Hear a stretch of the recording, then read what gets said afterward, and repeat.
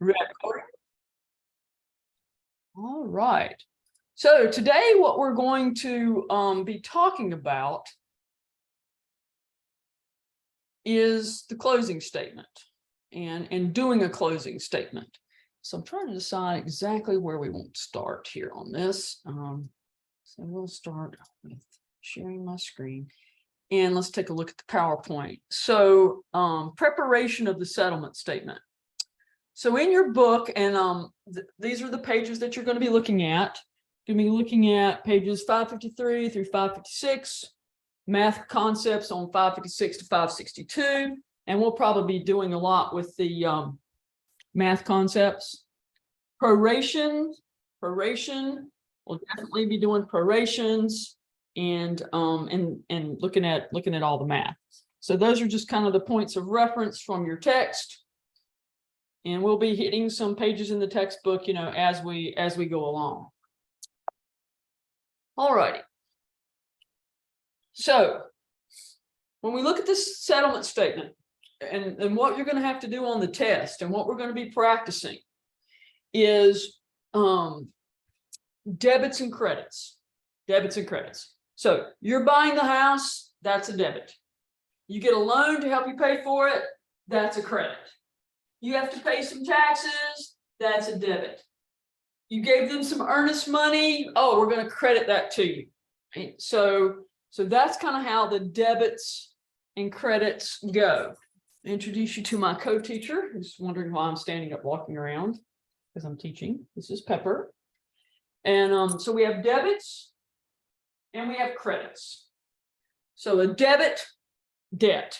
That's a debt, debit. You're going to be losing it. You've got to pay it. All right. So it's either going to be paid by the buyer or by the seller. Okay. They are giving money. They are spending money. And then you have the credit. The credit is when you are receiving money. Yay, you're going to get something. That's cool. Okay. So debits and credits. And what you have to do in these scenarios we're going to be looking at is you have to total up all the debits and total up all the credits and come up with an answer at the end and see how much money either you're going to get to walk away with if you're the seller or how much money you're going to have to bring to the closing if you are the buyer. So that's kind of how debits and credits roll.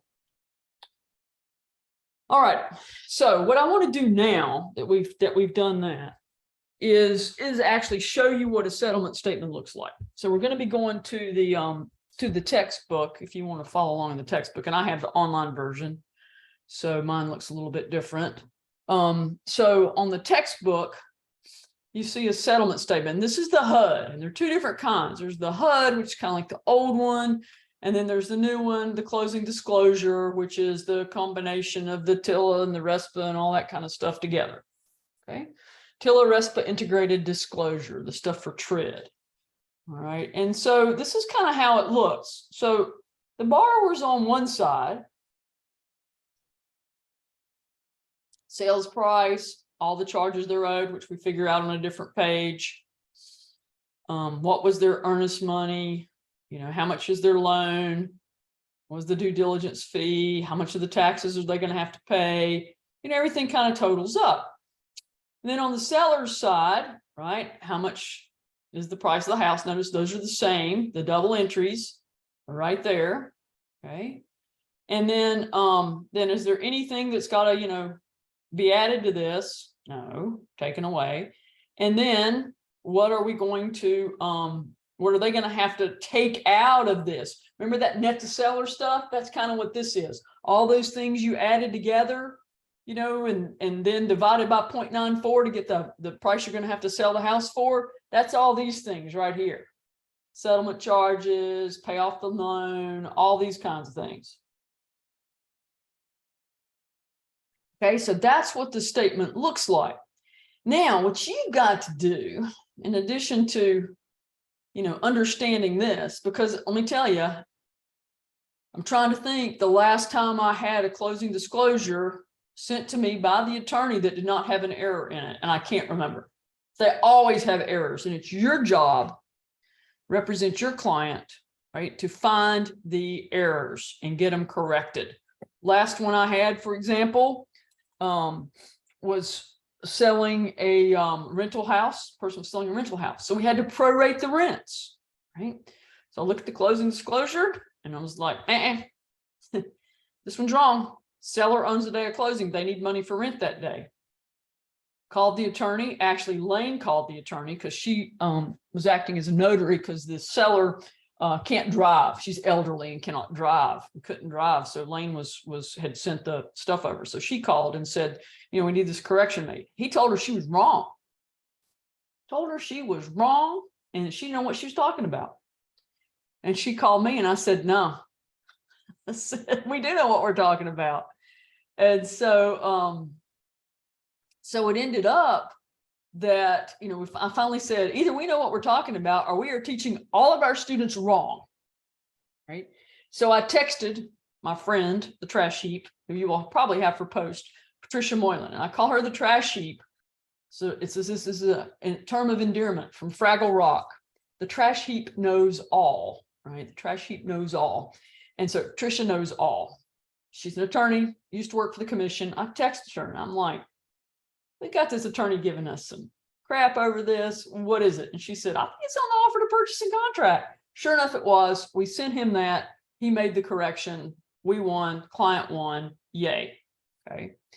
So, so that's why it's important to know how it works and to know how to do the math. All right. And so then what we're going to be looking at today when we do math is kind of like how some of these things back here get calculated. All right. How some of this stuff gets calculated. And so that'll be kind of like our math portion for the day. That will be the fun stuff. So this is actually exactly what the HUD one looks like. Okay, so the HUD's going to look like this. And then if you get a closing disclosure, it will look more like this. So this is like a loan estimate. Okay, and then a closing disclosure kind of looks like this. Same stuff is there, just kind of a different format. You know, cash to close. So this is like part of the loan estimate. They're kind of giving them how much they think they're going to need to close. And then when you do the final one, you will you'll actually see the exact amount needed. So this is the final, I do believe.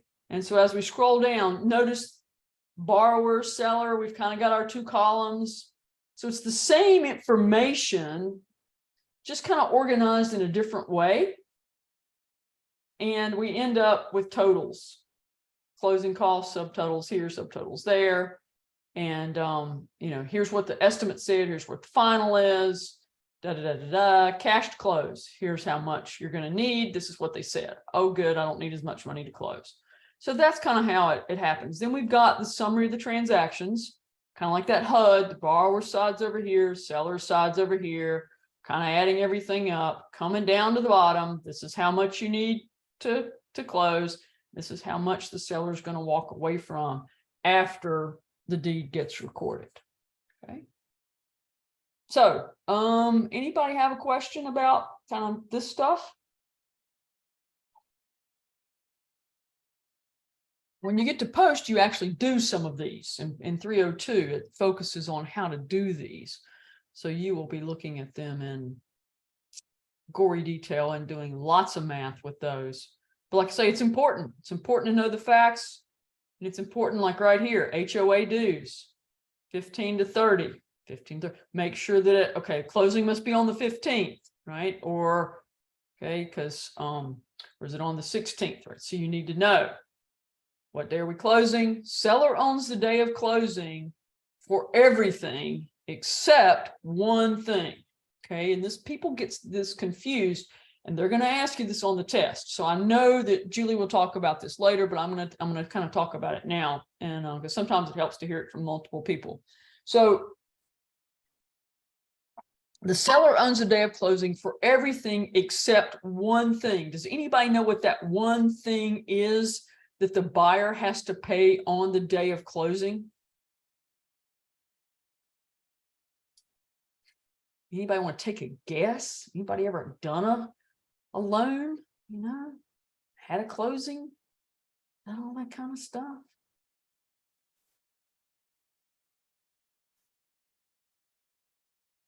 Any clue? Anybody? Take a stab? Be brave? Good. We've got lawyer's fees, excise tax.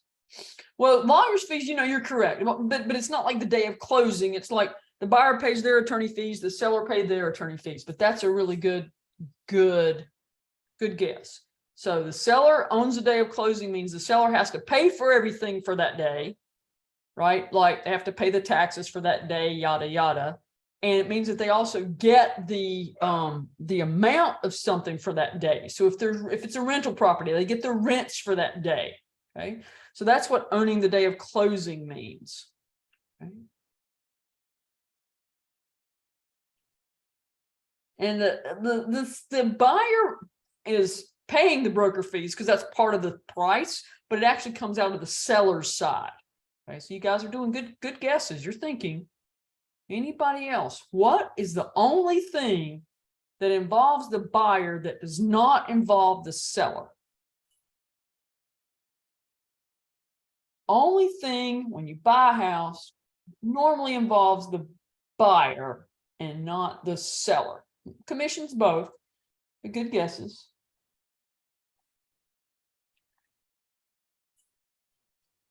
Loan fees. Somebody said loan. Loan is correct. Loan is correct. Yes. So think about it.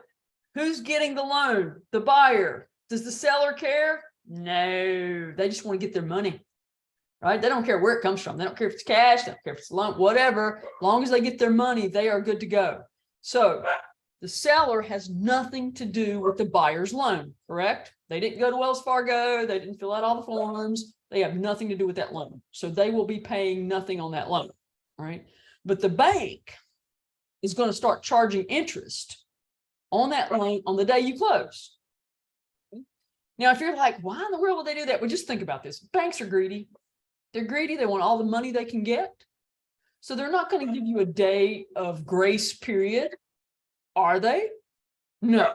Who does not give you grace period? Credit card companies. I mean, the banks don't give you a day before you have to pay your taxes. You don't get, oh crap, I'm just sending them in a couple days late. No big deal, right? They want every single penny they can get. And so that's the deal with that. Okay.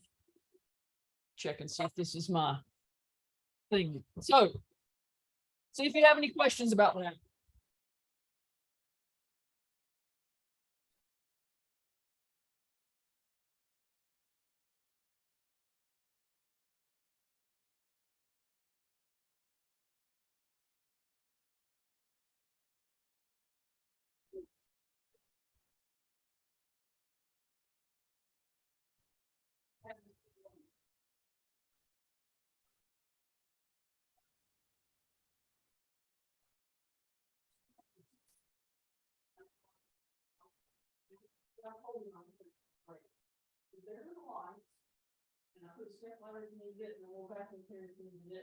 And the place where it's going to go, I have turned on what the lights. Hold on. Here,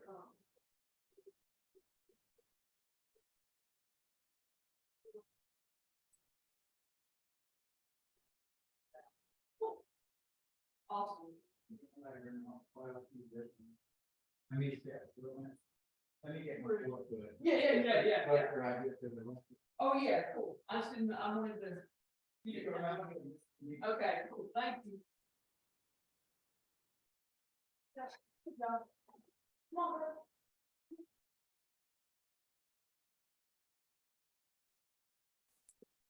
All right, sorry about that, but we are all good to go.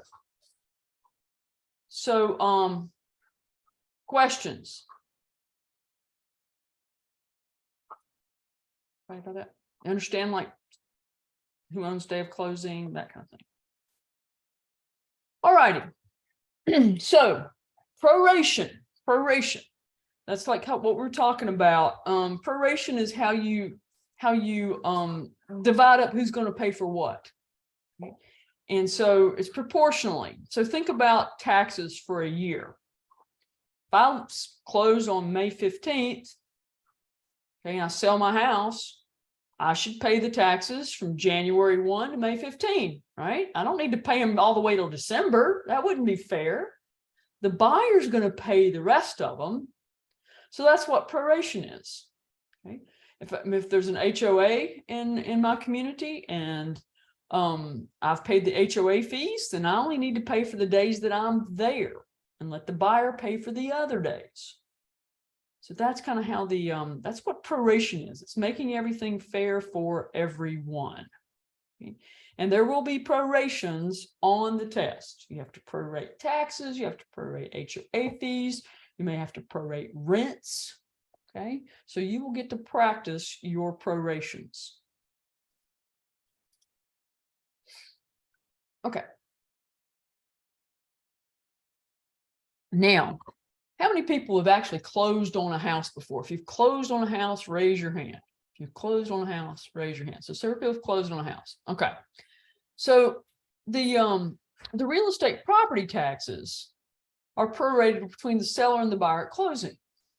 The way it happens in the real world, those of you that have closed, okay, because this threw me at first, is I give my share, the buyer gives their share, the attorney pays the taxes at closing, right? They just go ahead and pay them. So it's all taken care of, right? That's kind of how it works in the real world. That is not how it's going to work on the test, okay? On the test, what we're going to be looking at is we close on April the 15th. Okay, have tax bills gone out yet? No, tax bills go out September 1, right? Y'all remember that?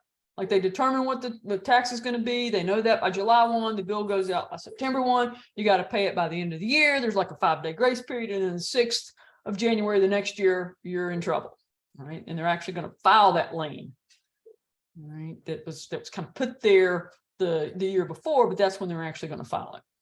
Okay. So if we close October 15th, tax bill's already come out. Seller's already paid the taxes. Buyer needs to give them their piece. Right. So think about it. If we close April 15th, all right, seller hasn't paid the taxes yet because the bill's not come out. They're going to give the buyer their share so the buyer can pay the taxes when they're due. Because it's going to be the buyer's responsibility. Close October the 15th, seller, because they're very prompt, it's already paid their taxes. So the buyer is going to give them the amount, kind of reimburse them for their share of it. And that's how the problems are going to work that we're going to do. Any questions about that? Does that make sense?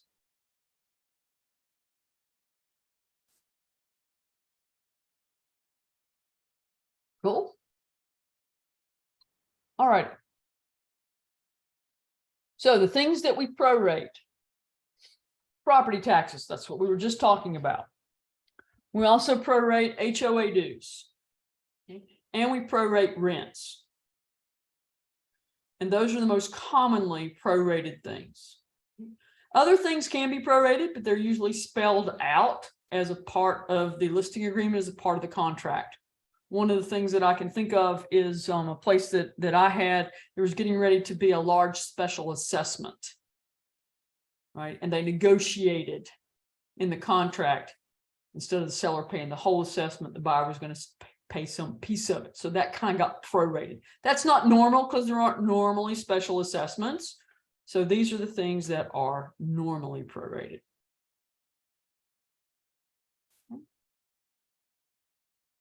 All right.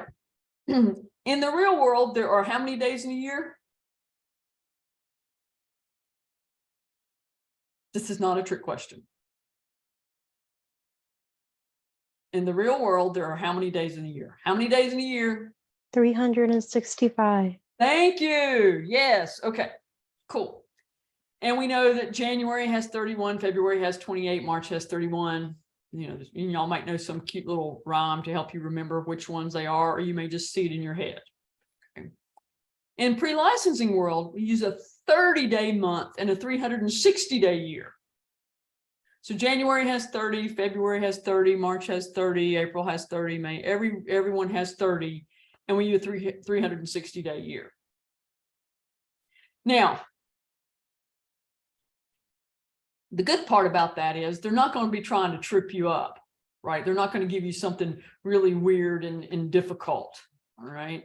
The bad part about it is in the real world uses a 365-day year. So you just actually have to know how many days there are in each month once you're out there practicing, okay?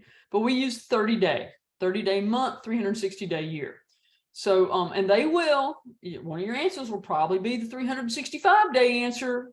Okay, so you'll need to know that we are doing 360. Now they do give you a calendar. They do tell you it's 360. You know, you have all the things that you need. When it's a 365-day year, like in Post, you get the calendars. You can count the days. You don't have to know it by heart.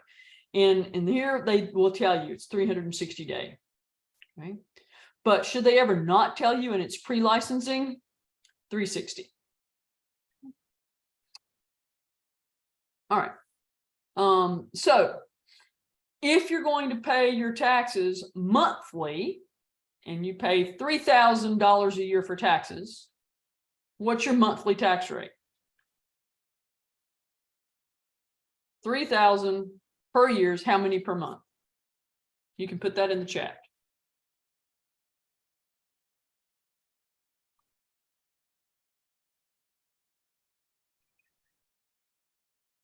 You got those calculators. 250. Okay, cool. All righty. Now, what about daily? What is it daily? 3,000 per year, right? Divided by what? What's the daily tax rate?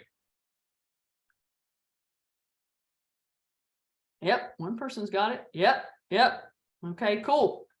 3,000, okay, divided by 360 gives you 8.3, right? And think about it. Think about it logically, all right? How much would I have to pay per day? Which would I have to pay per day to get to 3,000 in a year in 360 days? So you can do the math backwards. 8.33 times 360. Do you get 3,000? Right? Then you can confirm that your thinking is right. Right? That will help you with your decimal points. You know, do the math backwards. And please write it down. I'm tutoring somebody right now, not in your class, who looks at a math problem and starts punching things in the calculator. Okay, I need to punch this in the calculator. I need to put this in the calculator. I said, no, first you need to breathe and then you need to write it down, because punching some, you know, to walk through it. And when I get him to go slow and walk through everything, gets it right every time. All right. So double check yourself, write it down. Don't be afraid of the math. All right. So let's do a math problem. A property is located in Davie County and is subject to the tax rate of 0.80 per 100 of value. The property's assessed tax value is $172,500. Using a 360-day year, what are the, we're going to make this difficult, what are the monthly property taxes owed on the home? And what are the daily property taxes owed on the home? Let's do both. Let's do both.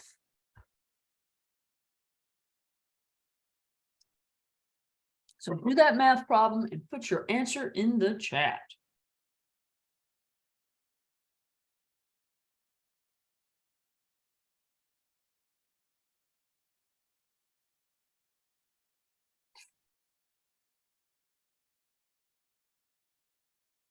It'll take you a few minutes. Don't rush. We got plenty of time.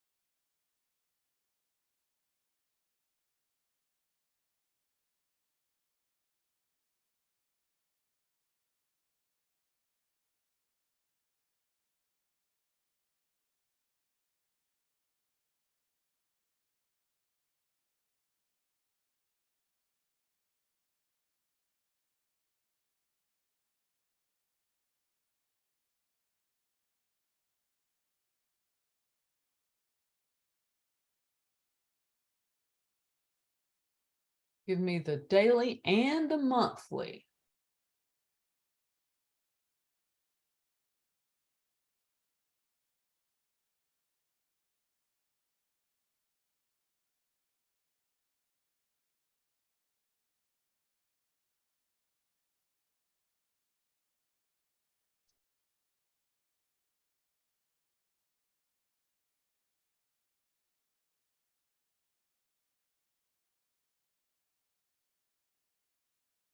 Okay.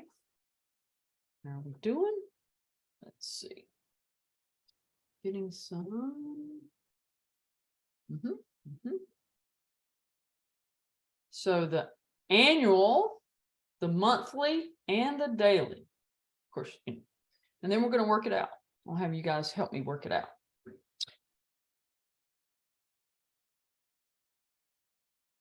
My mouse is super duper happy.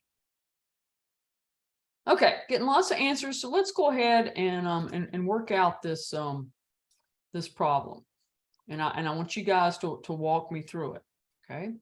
So if I'm going to figure out the annual tax rate first, okay, how do I do that? Somebody want to unmute and tell me? How do we do that?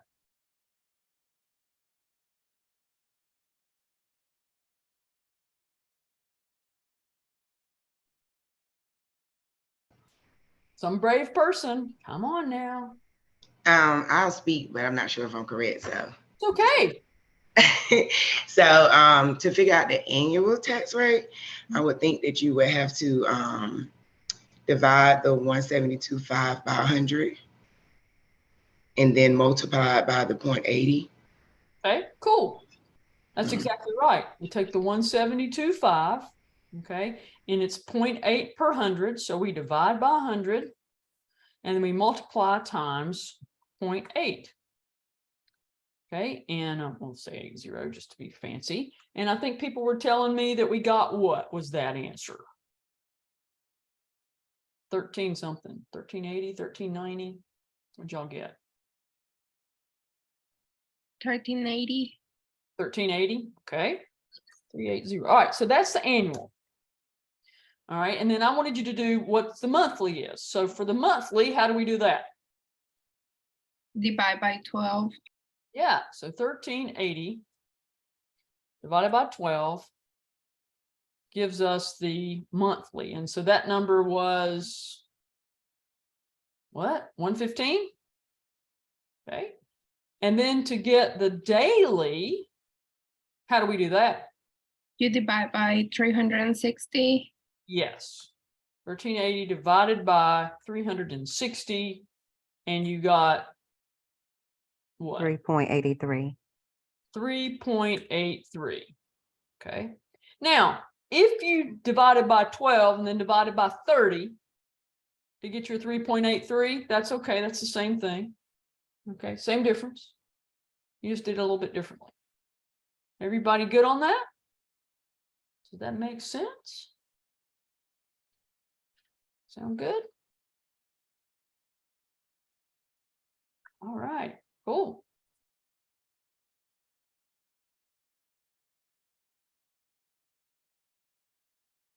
All righty. Now, in addition, on the settlement statement, we have unpaid items to be prorated. They're called accrued items, things that have accrued interest. Okay. And then prepaid items, prorated items that have already been paid by the seller. So, you know, if the seller already paid the taxes, prepaid. Okay. If the seller didn't pay the taxes and the buyers got to pay them, unpaid or accrued. Okay. So accrued's a fancy term. It just means unpaid. All right. So if you hear accrued, know that means unpaid.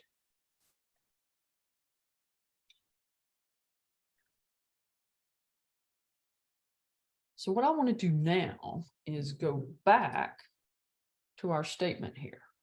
Okay, and let's see. Let's take a look at some of these items and see if we think that they are going to be prorated. Okay, and I'm going to go up here to the HUD statement. It's a little bit easier to see.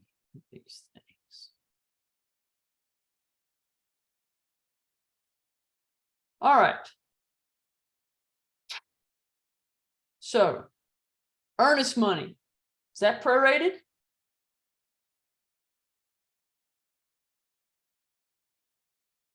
Anybody?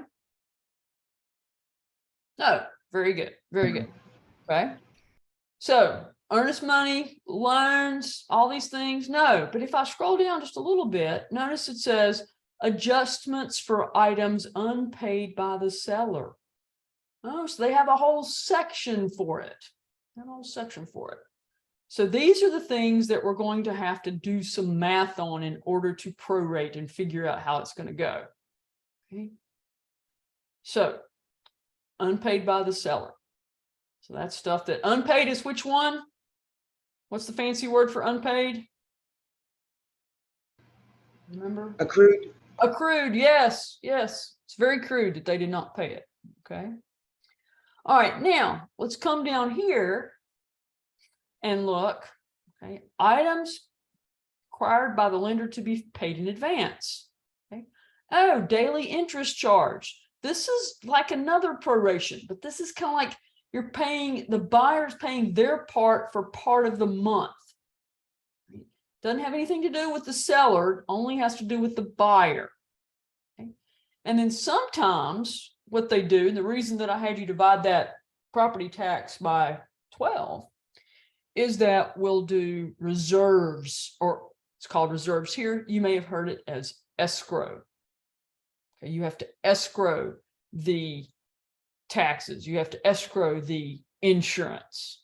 If it's an FHA, you might have to escrow your mortgage insurance payment. Those are the things that you've got to pay like every single month, and they put it in a little pile right in the bank, and then they pay the stuff when it's due. That's how they make sure that you don't renege on your promise to pay those things. All right. So when you see these, okay, it's going to tell you how many months, but you know, you take the annual amount, divide it by 12 to get the monthly amount, multiply it times the number of months that they need. All right. So that's another way that we see prorations on here. And then the other things are kind of flat, but we see prorations when we have to pay interim interest on our loan. We see prorations when we look at the escrow or the reserves, and we see prorations when we're talking about taxes, HOA, rent, those kinds of things. Okay. Any questions about that?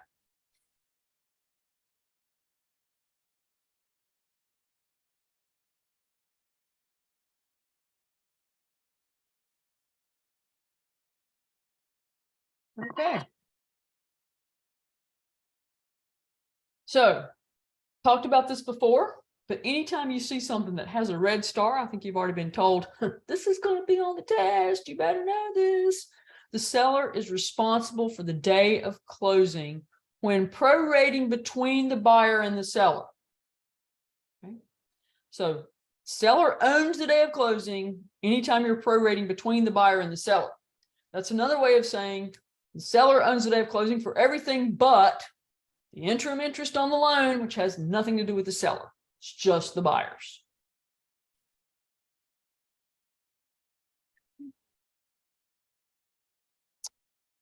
All right. So, you know, in the real world, 30 days hath September, April, June, and November. All the rest have 31, but poor little February that only has 28, unless it's a leap year, and then it's 29. That was the little rhyme that I learned as a child to figure it out. But here is, you know, what the real world is. The way when you go to a closing, that's what it looks like. Okay, you know, the days. So you might have to get out your, if you don't know them by heart and you're trying to review a closing statement, okay, you may have to get this out, take a look at it. I'm sorry, can I interrupt real quickly? Please. Thank you. I'm sorry about this. So normally Ms. Campbell gives us the opportunity to actually write down what you said. I just wanted, you said the seller is responsible, because I don't want to go ahead and miss anything. The seller is responsible for the day of closing, and I didn't get the rest. What was it? Oh, okay. Yeah, I need the same thing. Yeah, because she gives us our It was opportunity. too fast.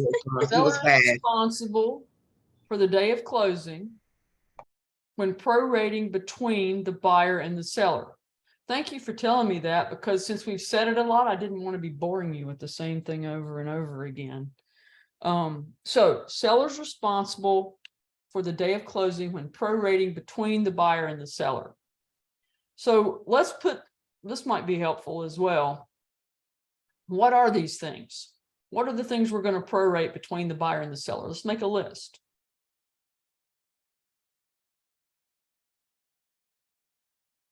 What's something we prorate? Taxes. Yeah, property taxes. And then you said rent and HOA. as Rent. well. HOA. Yeah, those are the things that we're going to prorate between the buyer and the seller. Those are the most common ones: property taxes, rent, and HOA fees. Now, when we think about this, let's just think, what are some of the things that we don't prorate? What are some things we don't prorate?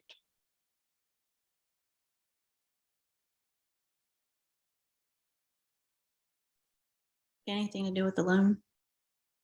Well, actually, we don't prorate between the buyer and the seller. So we say the loan is buyer only. Okay. What are some other not prorate?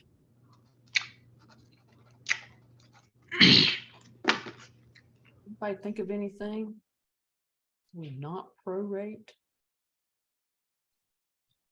The closing costs? Well, yeah, let's think about what are some of those closing costs? Commission? Earnest money? Yeah, earnest money, commission, excise tax.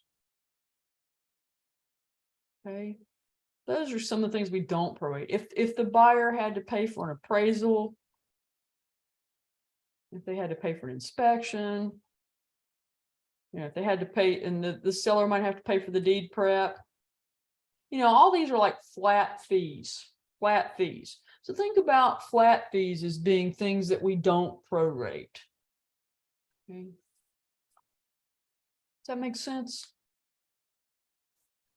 And the more you look at that statement and the more you do these problems, the more it will make sense.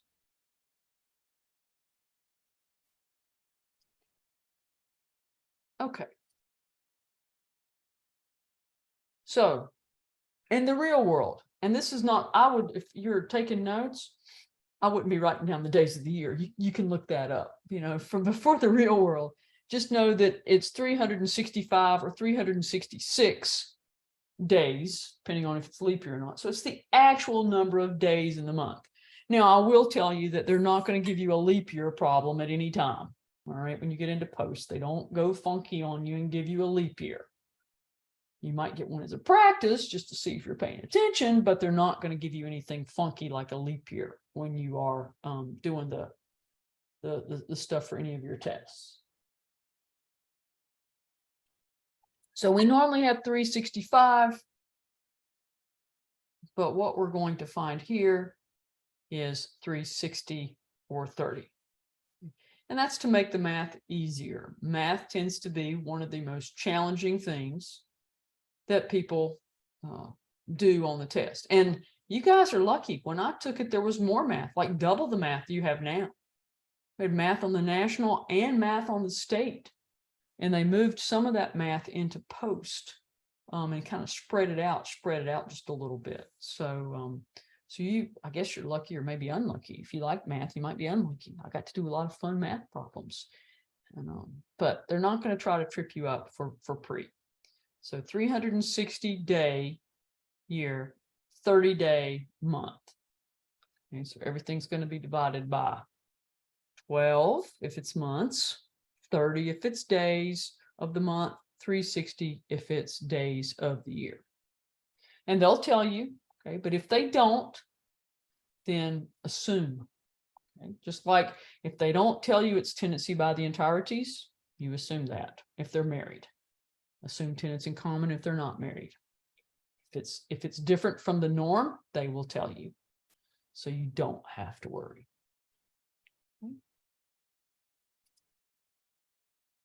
All right. prorated items, unpaid prior to settlement, things that are accrued. Okay. So you're going to debit the seller and credit the buyer. Okay. So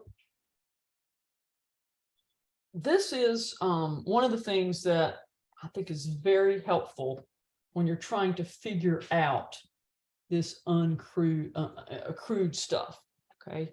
And we'll do this, and then I'm going to come back to it after our break and review it again. Let's see if I can.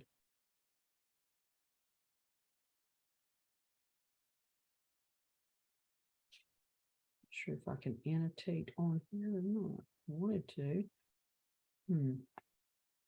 But it's not going to let me. So what I like to do, I can do it this way, is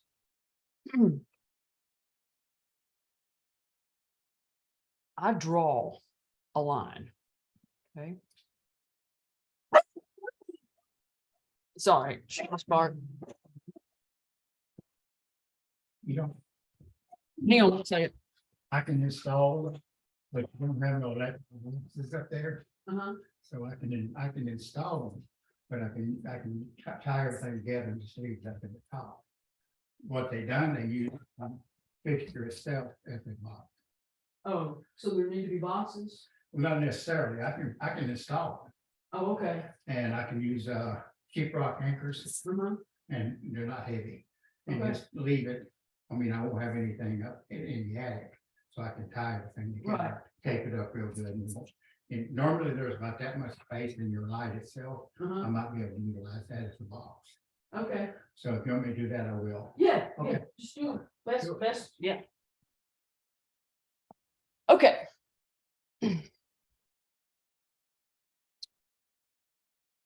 So I always write January up here. And then I write December here. Okay. And then I'm going to come in and they're going to tell me what the closing date is. And so I'm going to put it like wherever it is. Let's say that it's right here. Let's say that the closing date is March 1. Okay. Then the next thing I like to do is I'll just write up here, seller. And I'll write over here, buyer. Okay. And so this gives me a visual of what this little bullet is saying. Debit the seller, credit the buyer. So if closing is March 1st, then what I'm going to do is I'm going to draw a little line that says seller pays the buyer. Okay.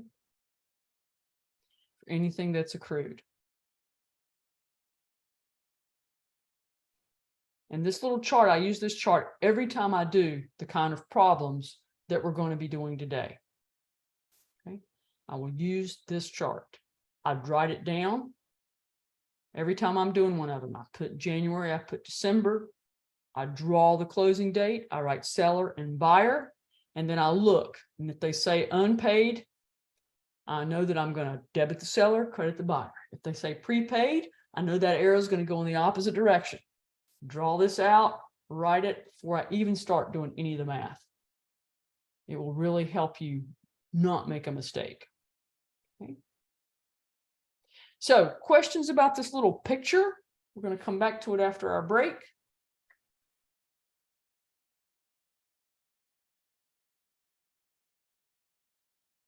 All right.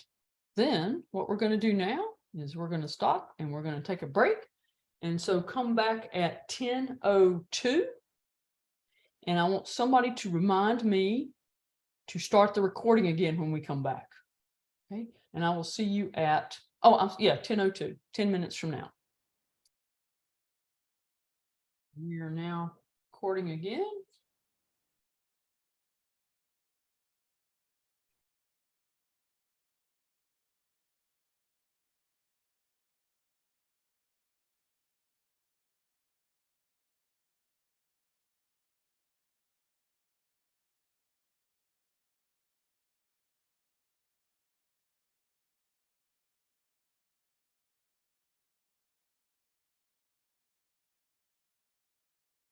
Okay, as we get started on this next little segment, let's do a quick review of what we talked about before the first break. So who can tell me something that they learned in the first hour about the closing statement, settlement procedures? What did you learn? You learned something. I'll make a list. What's something that we learned?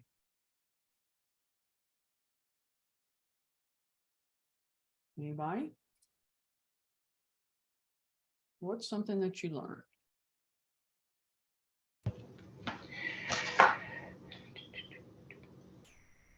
We learned that there's 360 days. Or is that correct? 30 days per month with real estate. Accrued means unpaid. Prepaid items means paid before closing. Seller is responsible for the day of closing when prorating between buyer and seller. Okay, hang on 1 second. So let's go through each of these. Make sure we're good. Yeah, for in pre-licensing, we use a 360-day calendar year, 30 days per month, still 12 months. Very good. Okay. Accrued means unpaid prior to settlement. Okay. Then there are things that are prepaid. And we'll talk about what those are next. Okay, cool. So, and what else? What was next?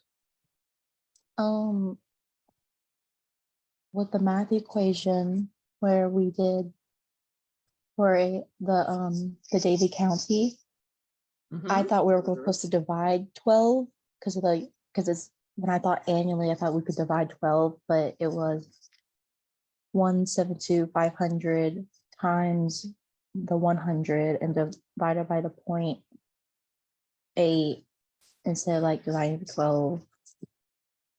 Yeah, so that was actually 172.5.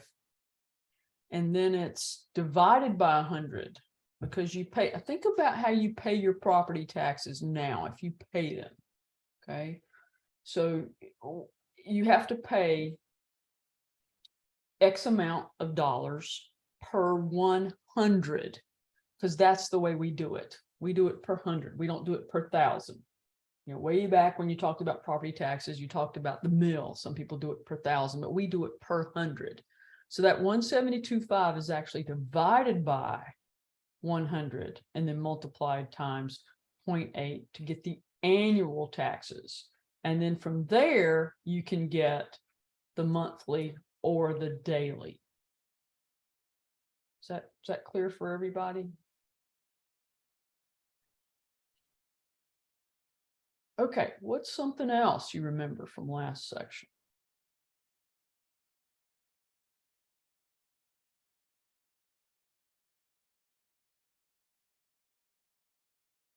We're talking about the seller owning the day of closing for everything but, and I believe the person said, but the buyer's loan, which is correct. Anything else? Prorating is making everything equal.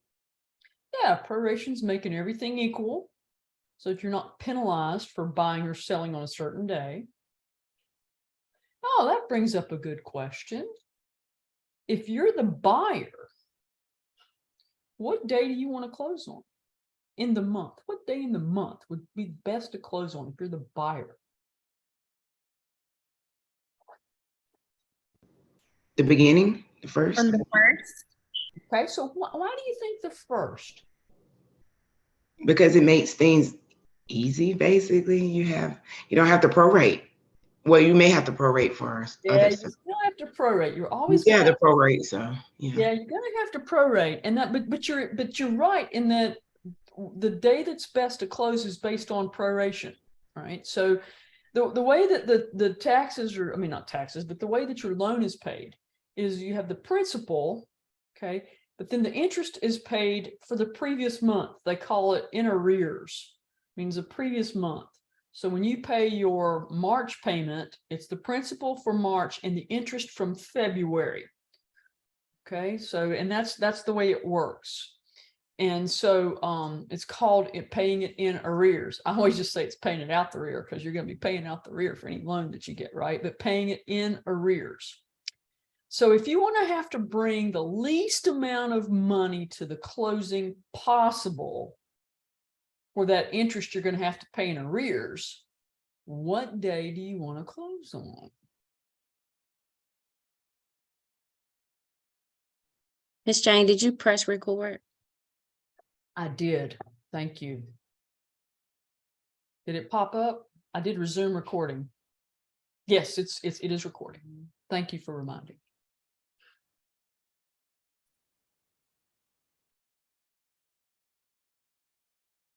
What day? If you close, all right, let's do it this way. Let's say we close on the 1st of March. Okay. When's our first loan payment going to be due? You have an idea? Anybody want to guess? I'll give you multiple choice. Closing on the 1st of March, will your first loan payment be due April 1 or May 1? May. Somebody said May. Yay, good job. Yes, May. Okay. So that May payment is going to be the principal for May and the interest for what month?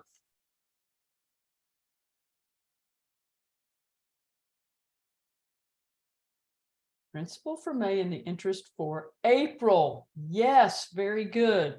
Principal for May, interest for April. So what happens to March?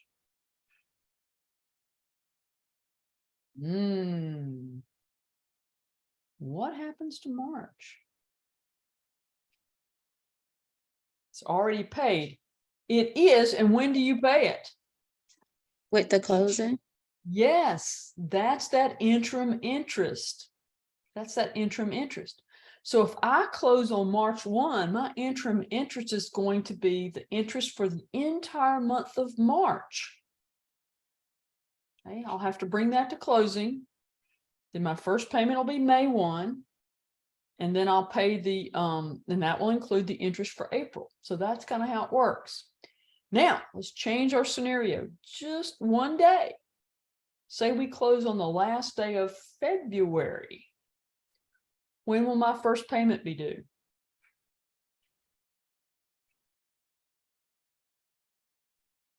April. April 1st. Okay, won't be an April Fool. What interest is going to be included in that?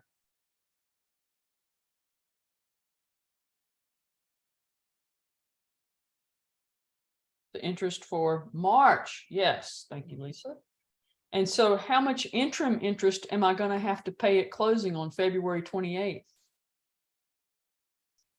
How many days? In the real world? 1.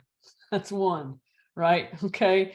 And in pre-licensing world, you would be closing on the last day of the month. Okay. So last day of the month, they will not give you one that's February and trip you up. It'll be something that, typically has 30 days in it. They will not be messing you up. We just happen to be in February. So I was using that. Okay. So yeah, so if you are the buyer, you typically want to close towards the end of the month so you don't have to pay as much interim interest. It kind of all works out in the end because then your first payment's due sooner rather than later. But some people like to look at it one way or the other just based on what feels good for them and how much money they have at the time. Okay. All right, anything else from before we kind of continue on?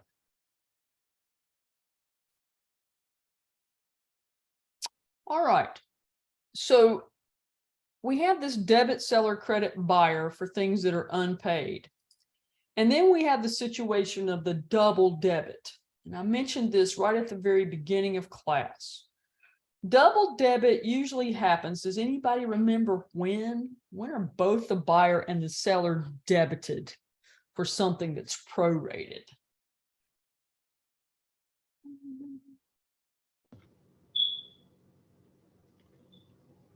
Could it be the taxes, maybe? No. Yes, taxes. Because in the real world, what happens most of the time is, the attorney pays the taxes at closing. So the buyer brings their share, the seller brings their share, the attorney takes it all and then pays it. So that's when you would see a double debit. And in your book, I think they give you a practice question or something that says, hey, this one is a double debit. Right? Before the ones that you'll do for the test, it will most likely will not be a double debit. It'll be something where you'll have to debit the seller, credit the buyer, or vice versa. So the double debit happens when both are having to bring money. Both are bringing money. It's usually for taxes, and the attorney pays the taxes then, and then you don't have to worry about it. You don't have to worry about it till the following year. Any questions about that?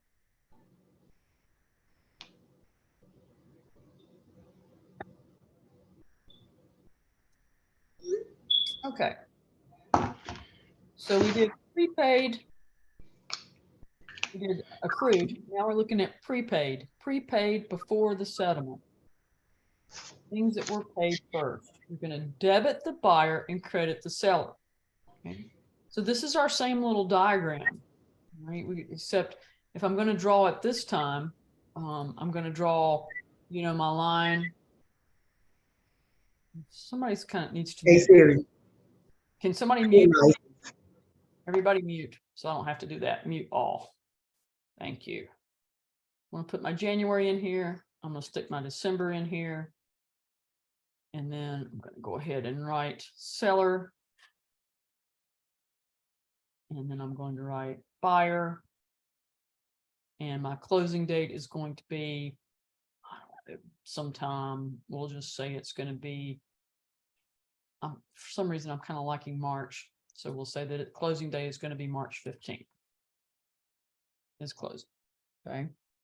So when we have something that is prepaid, okay, we debit the buyer, we credit the seller. That means the buyer's going to give the seller money. Okay, so anytime you see debit, buyer, credit, seller, you know that you need to draw your arrow this way. And if you'll draw this little diagram out, you will not mess up.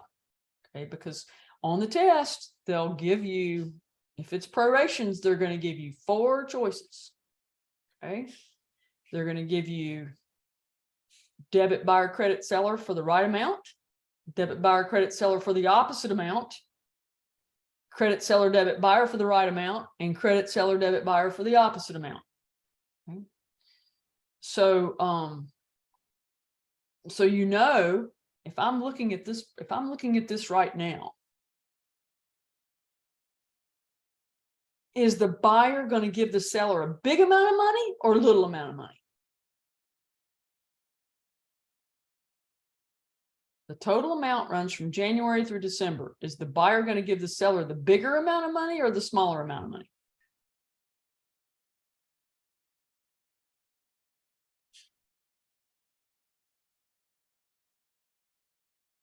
Let's do a problem and see if we can figure it out. Bigger. You're right. How did you know? There's a lot more space over here, right? A lot more space over here than there is over here. Okay. So this is when the seller owns the house. Seller owns the house over here. Buyer owns the house over here. Okay. So the buyer is going to give the seller a big amount of money. If you know that, sometimes you can do proration problems without having to do math.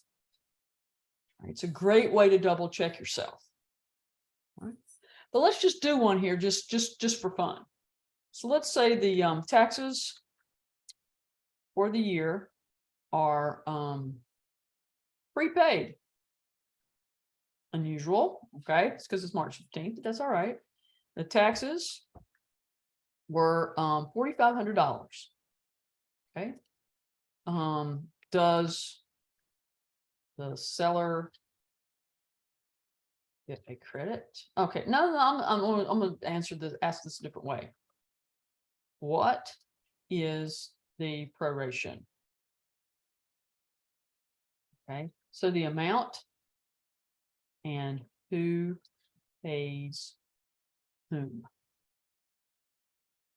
Right, see what you get for that. See what you get for that. And then we'll talk about how we do it.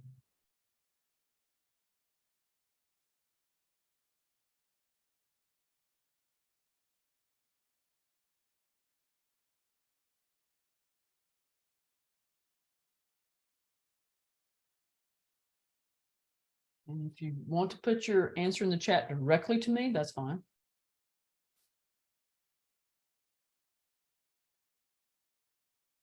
Secretly, then you won't. Nobody cares if you get it right or wrong. Only matters on the test. Nobody will know your score unless you tell them.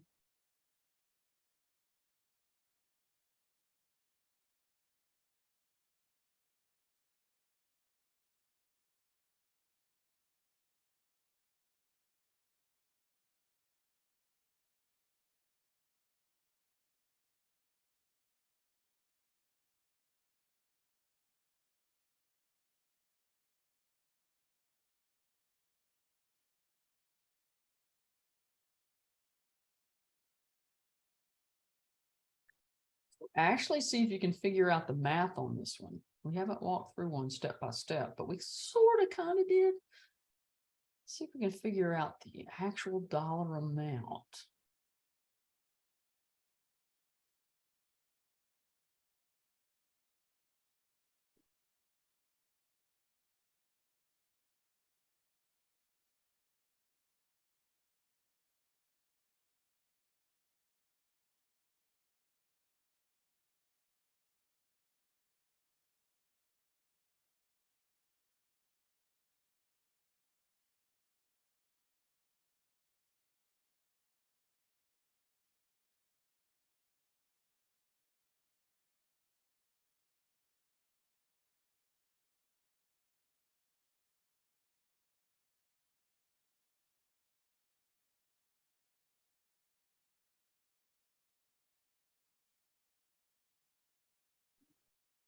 Now this one, since the taxes are prepaid, this is not a double debit.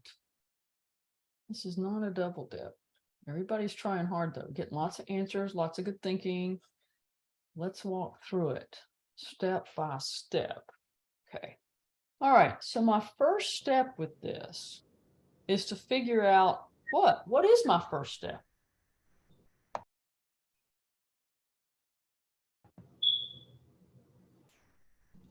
I figured out how many taxes they pay per month. Okay. All right. So my first thing that I'm going to do is I'm going to say, okay, the amount. What they're asking me is what's the amount and who pays whom? Okay, those are two things I need to do. So the first thing I need to do is I'm going to figure out the daily tax rate. 4,500 divided by 360. And what do you get the daily tax rate to be? 12.5, is that right? $12.50. That's what I'm getting from everyone. Okay. Then the next thing that I'm going to do is I'm going to figure out how many days the buyer owns the house or how many days the seller owns the house. And so the way I'm going to do it, because I like to do the short and easy way, is I'm going to say, all right, so the seller owns the house for 30 days in January, right? 30 days in February and 15 days in March, because it's a 360-day calendar. So 30 plus 30 plus 15. Everybody see how I got that? 30 days in January, 30 days in February, 15 days in March is how many days?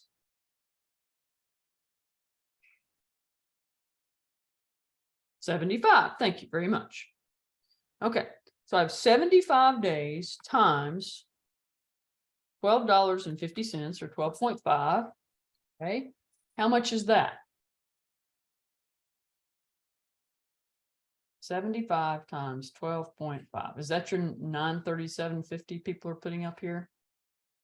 Okay, so assuming that your math is right, You guys got to help on this, right? All right, so who owes $937.50 of the taxes?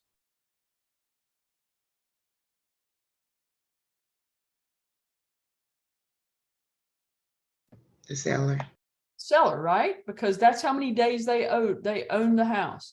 They owned it for 30 in January, plus 30 in February, plus 15 in March, 75 days. Okay, so $937.50 is the amount that the seller has. So what's the amount that the buyer has over here? 4,500 minus 937.50. Okay, now you could go figure out April, May, June, July, August, September, October, November, December times 30 plus 15. All right, you could do that. Or since I figured out the first part, I just subtract it because it must equal the total. Does that make sense? The total must be 4,500. So if the seller owes $937.50, the buyer owes the rest. Make sense? So is that $3562.50? People are putting that in the chat. So that's going to be $3562.50. Okay. All right. So the taxes for the year are prepaid. They've already been paid. So what's my answer? What's the proration? The amount and who pays whom. So what's the amount and who pays it to whom?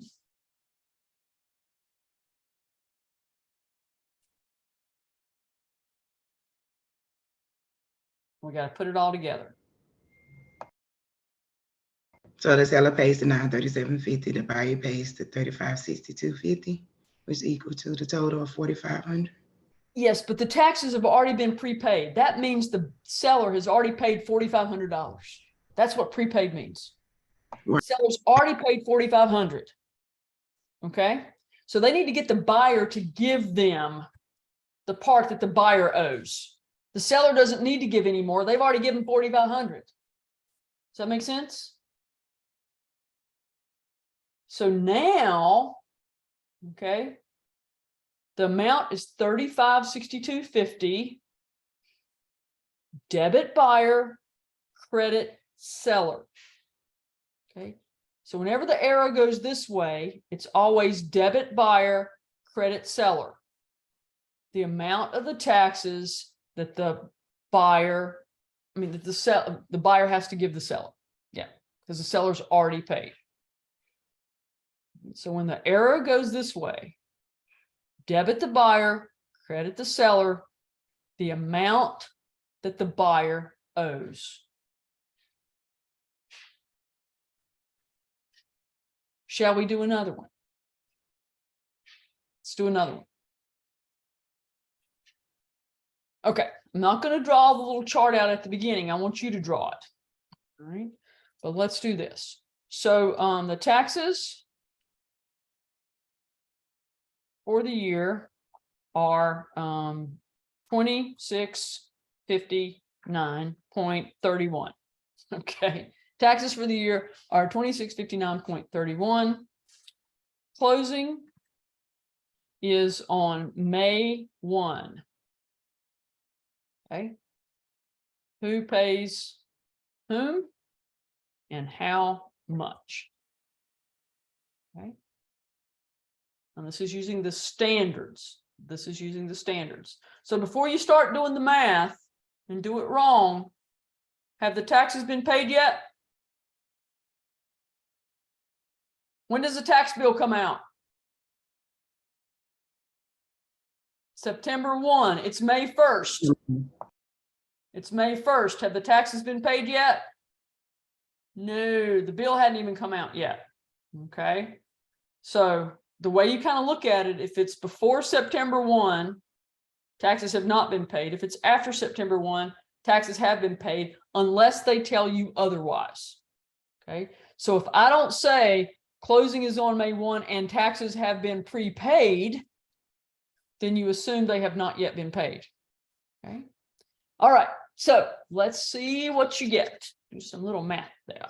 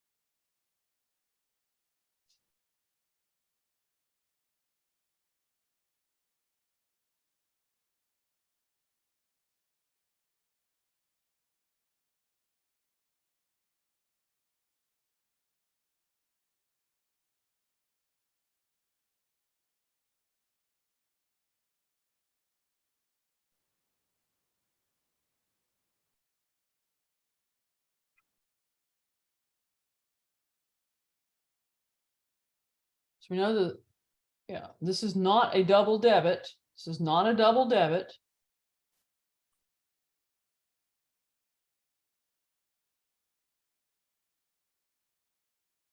Okay, starting to get some answers. So let's walk through this. Okay. First thing that I'm going to do, so I'm going to draw my line. Okay, and I'm going to try to speed up things. I'm going to write January here, December here. Okay, my closing is May 1, so I'm going to put that down here. May 1, okay. And then I'm going to stick my seller over here. And I'm going to stick my buyer over here. Okay.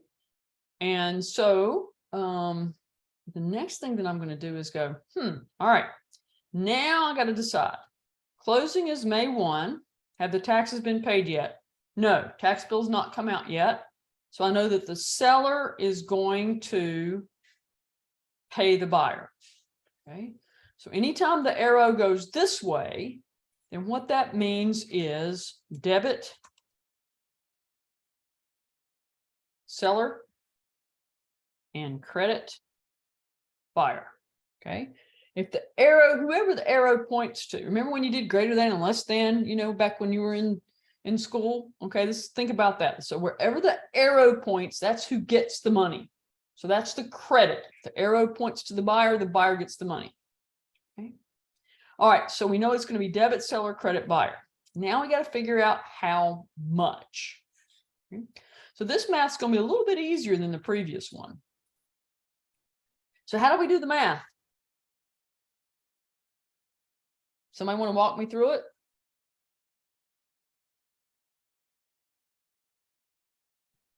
Find daily taxes, Yes, we find the daily taxes, which means we're going to divide by 360, 360, and we get our daily taxes to be $7.38. $7 and what is it, 38 or 28? Sorry, it broke up. 38. 38. $7.38. Okay. Now, how many days are they in there? 100. 101, January, sorry. okay, January plus February plus March plus April. Right? January, February, One day. March, April plus 1 day, 120, right? 101 rather. 121 days, January, February, March, April, okay, 121 days, 121 days. Notice how we counted that. 30, 30, 30, 31, Why? Yeah. okay? All right, so then we're gonna take 121 days, multiply it times our daily rate, 7.38, and we get what? Oh, mute. Remember to mute, somebody's phone ringing. 893 with 82 cents. Say that one more time. It broke up. 893 with Uh-huh. 82 cents. 82. Everybody get 893.82? Pretty close. So if you don't get that, then it's probably a rounding error in your calculator. All right, times 7.38. 892.98 is what I get. 892.98. 892.98. So the way that I do the math, so this is probably just about a calculator. So I'm going to take 2659.31 divided by 360.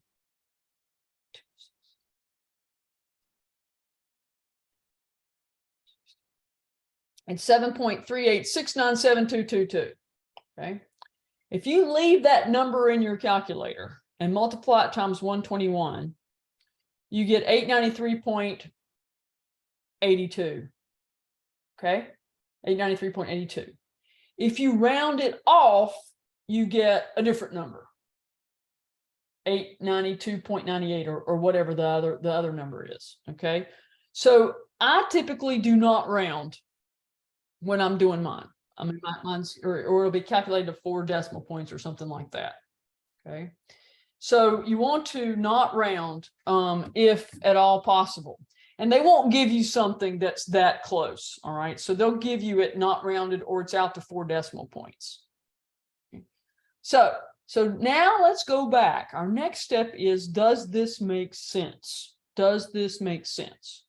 If the taxes for the whole year are $26.59 and the seller lives there only till May and the buyer lives there from May to December, does it make sense that the seller would be paying the buyer the smaller of the two numbers? Right? Less than half of the taxes, right? Does that make sense? Because remember, you're going to get multiple choice.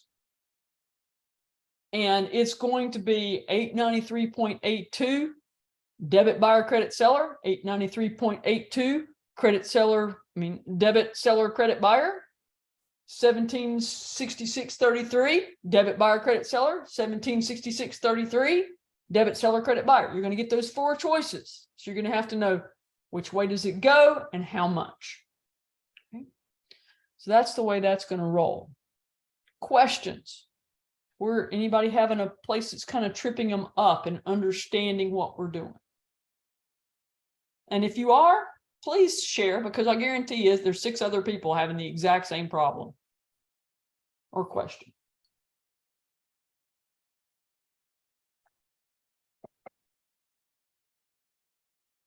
How do you know? So we got a question here. How do you know who pays whom? Okay. So the way that you know who pays whom is determined by 2 things. One is they're gonna tell you. Okay, they're kind of going to tell you in the wording. They're going to tell you the closing is on May 1st. So these are taxes for the year. The closing's on May 1st. So you have to know if it's May 1st, the tax bill has not yet come out. So the buyer's going to have to pay the taxes later. So think about this in the real world. Okay, if you've got to pay something later for me, I need to go ahead and give you the money for it, right? So that's the way this is. The buyer's got to pay the taxes later. So the seller's going to go ahead and give them the money so they can pay the taxes when they're due. Okay. So the closing is before September the 1st. The seller's going to pay the buyer because the tax bill's not yet come out. If the closing is after September the 1st, okay, the buyer's going to pay the seller because the taxes have already been paid. Now, sometimes in the problem, they will go ahead and tell you the taxes have been prepaid or the taxes have not yet been paid. Right? Now, if they tell you, that's more important than September the 1, right? September the 1st. Right? They will tell you. So first look to see if they tell you if they've been prepaid or not. And that lets you know which way your arrow goes. And if not, then you go and look and see if it's before or after September the 1st. Okay.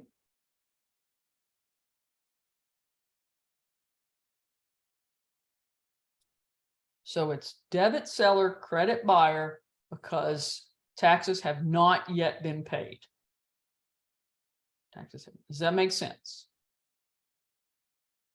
Other questions? This is good. This is good because and the way I know is I always just draw it out and then use my rules, my thinking, and think about it in like a real scenario, like you're going to closing. Okay, that sometimes that helps because otherwise you're just like, oh, it's math and I got to memorize it. I don't know what to do. So just try to think about it like that.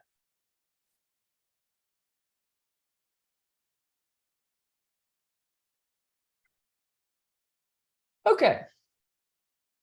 Let's see what here. So the answer is the seller credits the buyer the amount. Yes, we debit the seller and credit the buyer. So it will say debit seller credit buyer or credit seller debit buyer. Now,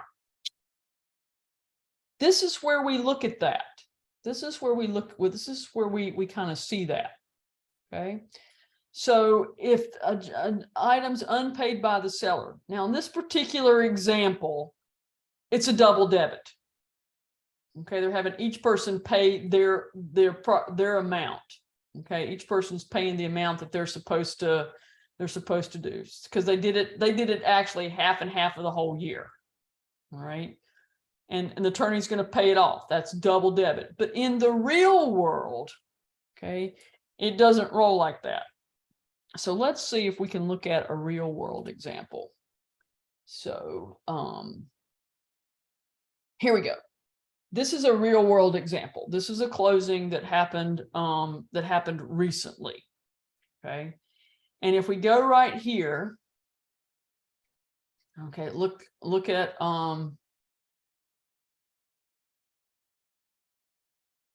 the different things like on here. The seller tax period. It's a 12/29/22. Okay, the borrower tax period, 12/29 to 101/23. Okay, so seller tax period, buyer tax period. Okay, so if I know that, right, then have the taxes already been paid? We would think that they have, right? We would think that the taxes have already been paid. And so if the taxes have already been paid, then there needs to be something in there that, handles that. Okay. And these are what sometimes the statements look like. Okay. So we actually kind of see how the statement looks. All right. So document prep, reimbursement fee, homeowners insurance, property taxes. So look right here. Okay. Look how much is $49.68. So this is a real one. Okay. So how many days do you think the buyer had to pay for? 29th, the 30th, and this is the real world, the 31st. They paid for 3 days. So notice this is debit buyer, because this is the buyer's side. This is the buyer's side, not the seller's side. Because sometimes when they do a disclosure like this, the buyer gets one, the seller gets one. Okay, because the seller doesn't need to know anything about the buyer's loan. So right here it is. Debit the buyer $49.68. And if we looked at the seller's closing disclosure, it would say credit the seller $49.68. How much? 3 days. 29th, the 30th, and the 31st. Because this is the real world, not the pre-licensing world. This is the real world, so it's 3 days. Okay. And that's a real one. That's a real example of how it works. The buyer was smart on the date. Yes, they were. Yep. Yeah, so the buyer pays what's left out of the year, okay, at closing if the seller's already paid. So that's a debit to the buyer, they've got to pay, and a credit to the seller, they're getting a little bit of money. Okay. So that's kind of how this, that's how a real one works. That's how it looks. Okay.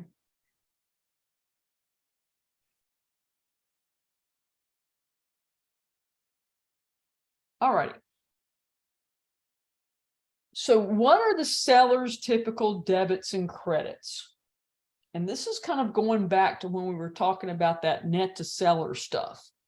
You know, might say they want to clear X amount, but then they've got to pay this amount for the closing costs and this amount for their loan and da da da da da da.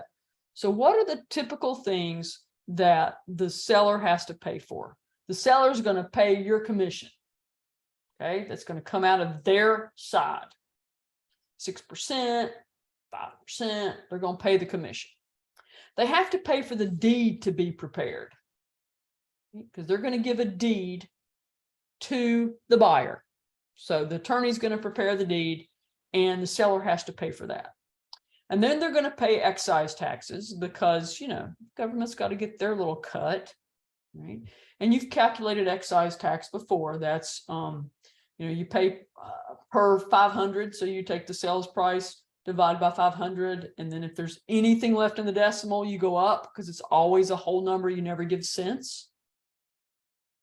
Okay. And then the due diligence fee. I think that's misspelled, but anyway, the due diligence fee. So the due diligence fee, remember, they got to pocket that. The seller, I mean, the buyer wrote them a check. They stuck it in their pocket. They get to keep it no matter what.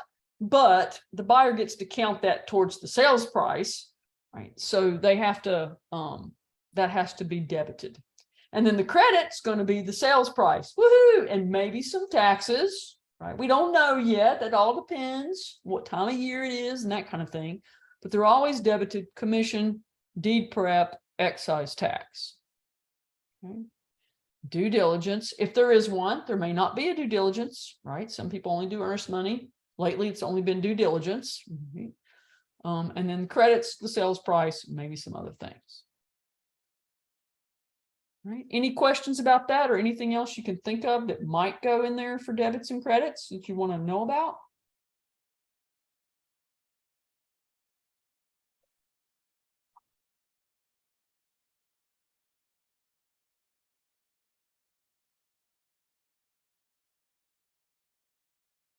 Yeah, the deed prep.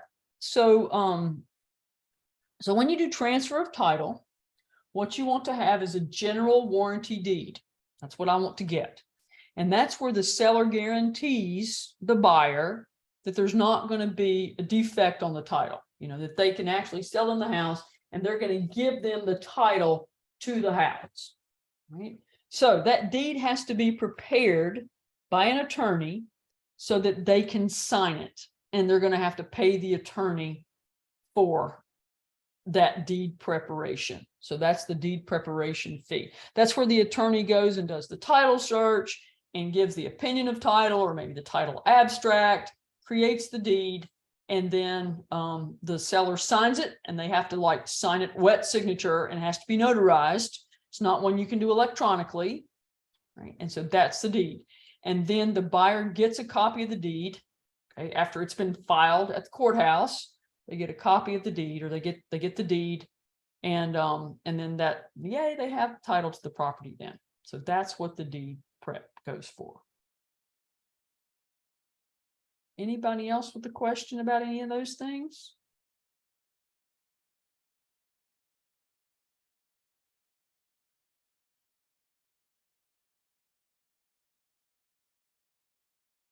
All righty, the buyer's debits and credits. Buyer has lots of debits. Right?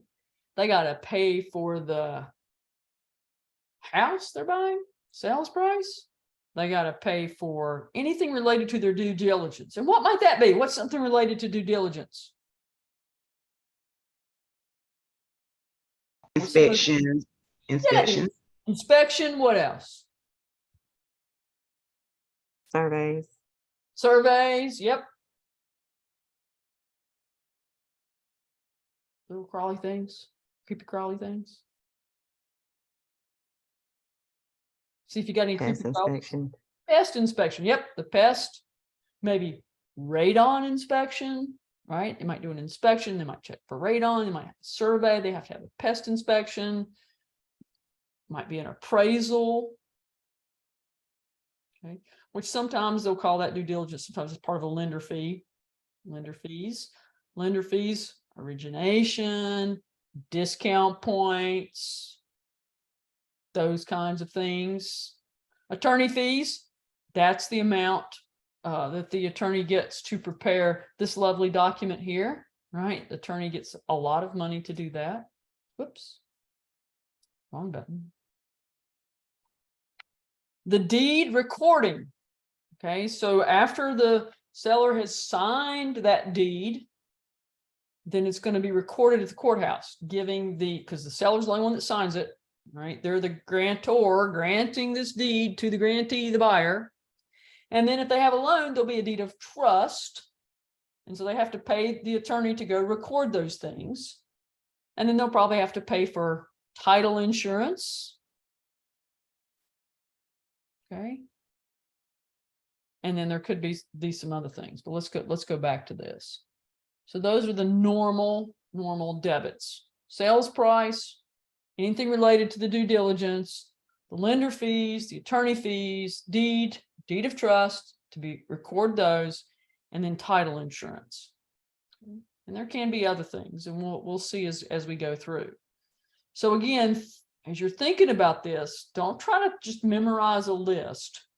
Try to think about what makes sense. Okay, I'm the buyer. I'm gonna have to pay for the house. I'm gonna have to pay for the inspection. I'm gonna have to pay for the pest, the radon, the survey.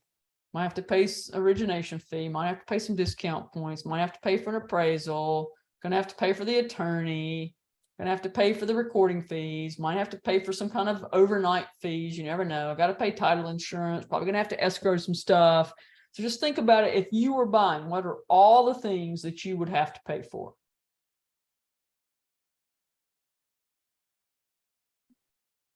And the same thing if you're the seller.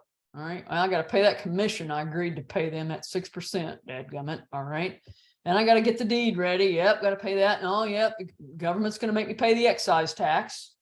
All right. So when you think about what is it that you have to pay, oh yeah, and I've already pocketed that due diligence money. I guess they'll have to give the buyer credit for that on the closing statement. So just think about that transaction, and these little things will make sense. Okay. Now, you still might memorize some things, right? Remember what goes, because there's very little that the seller pays for, a lot that the buyer pays for. But if you think about the transaction and the way that it makes sense, then I think that's helpful. Think about it being your transaction. Sometimes that makes it better. Any questions?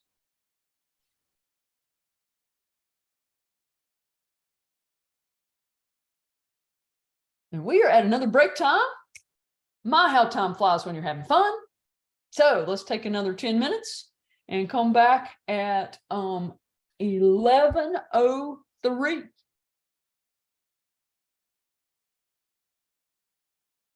All right, we're back again. So who has questions from the previous time? Anybody?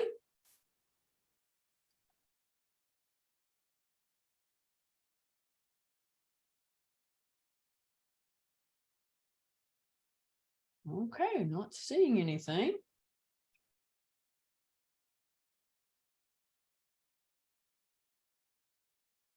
Alrighty, other things, the buyer, sometimes they'll pay for the appraisal and the credit report fee outside of closing. If they're gonna make them pay for that before they actually get the loan.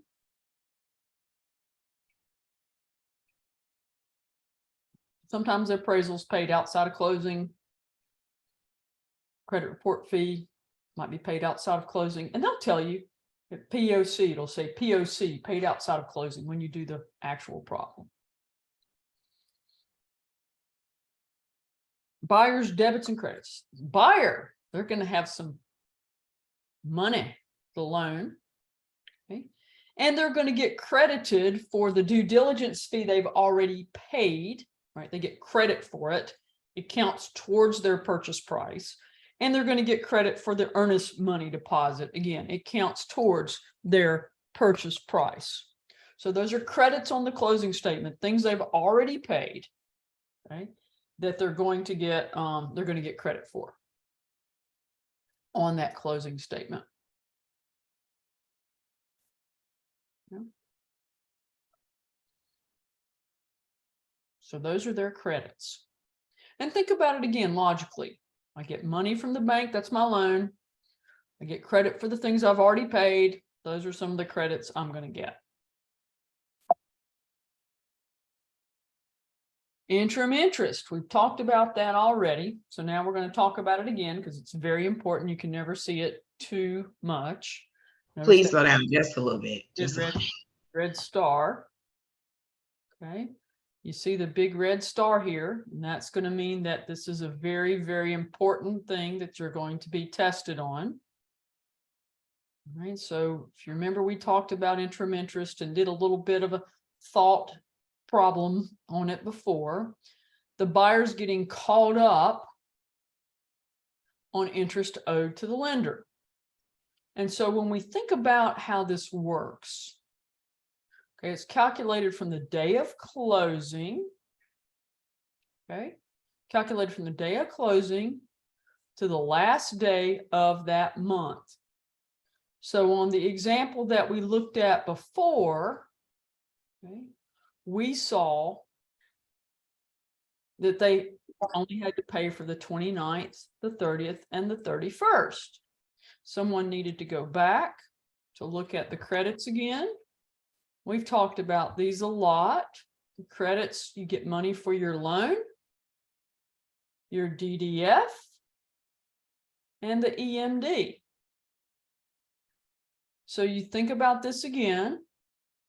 You pay your due diligence fee and your earnest money deposit when you go under contract, and you're getting credited for those. You're also getting credited for your new loan. Okay, so the buyer's getting credited for those things. Now, they're going to get debited for this interim interest. Okay, and again, let's think about how the loan works. We close on the 29th of the month. Okay, our first mortgage payment's not going to be due in 2 days or 3 days. All right, it's not. They're going to give us a month. Think about when you buy a car, it's the same way. You know, you wait and it doesn't start the next month, it starts the month after that. So, and it's going to include the principal payment for that month and the interest for the previous month, because we always pay interest in arrears. So somehow you got to pay that interest that goes from the day of closing to the end of that month, because we know the next month's going to be included with the payment. So that's what interim interest is. All right. Otherwise, it would just be weird. It can't be in like the first payment, because then it would be different from all the others. And their little form says you're paying X amount every single month, not a different amount the first month and then a different amount after that, so that's why we pay it up front. You get caught up on that interest and the day you closed, end of the month, then your first payment starts the beginning of the following month, not like the one that's getting ready to happen, but the next one. So if we close on the 29th of December, our first payment is due February 1. That's the February principal, the interest for January, and then our little catch up, the interim, would be from the closing date of December the 29th until the end of that month. Okay, so questions about interim interest, anyone?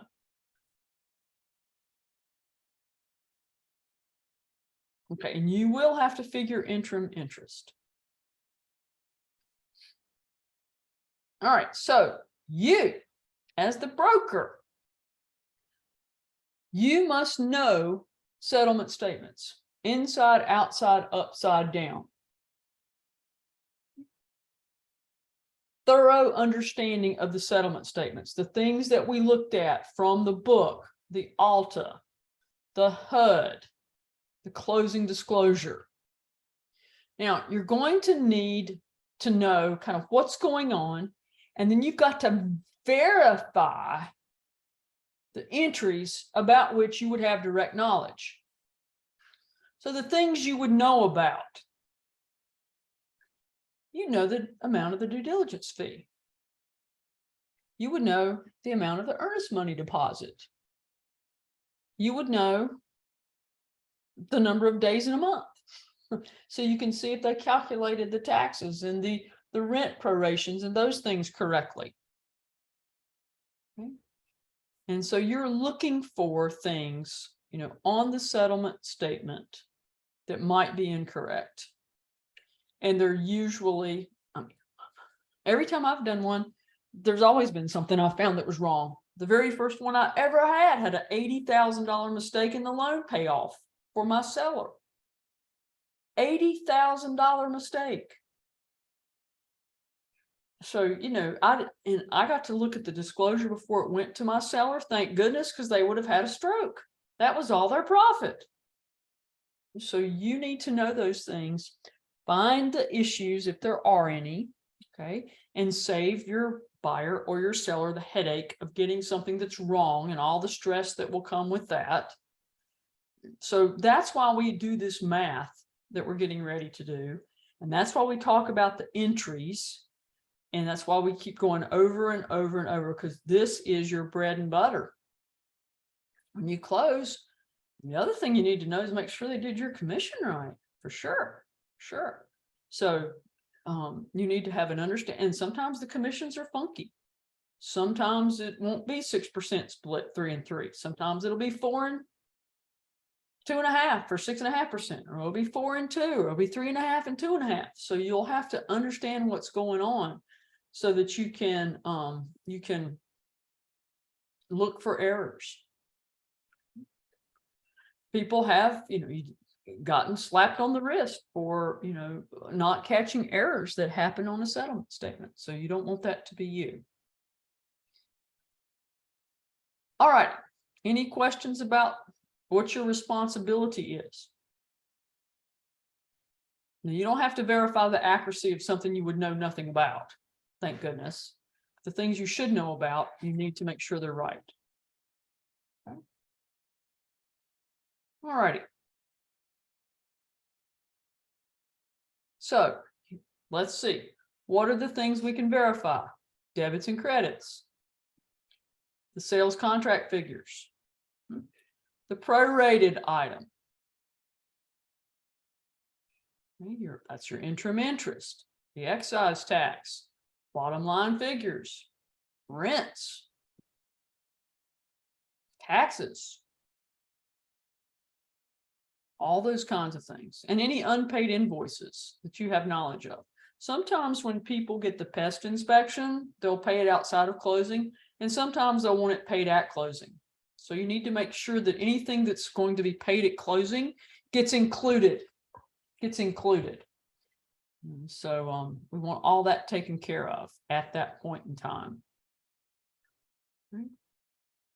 So again, you're verifying the debits, which we've looked at in our list, the credits, which we looked at in our list, all the things from the OTP or any amendments to the contract. Here's an example of how that might work. Say you've come to an agreement on everything. Then, based on the inspection, there's an amendment to the contract. you might get a different price, or you might get a seller credit to the buyer. And the attorney might forget to include those things. So you need to make sure that they are included.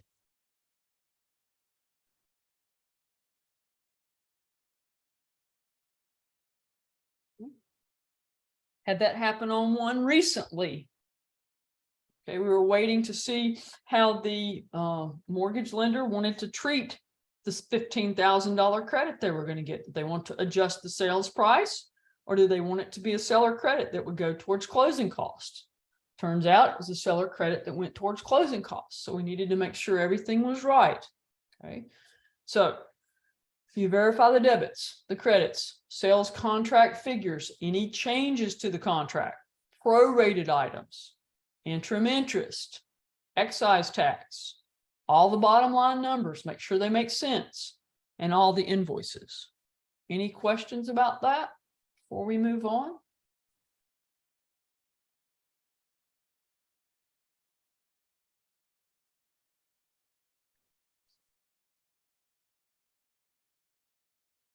Hearing none, seeing none in the chat, we will move on.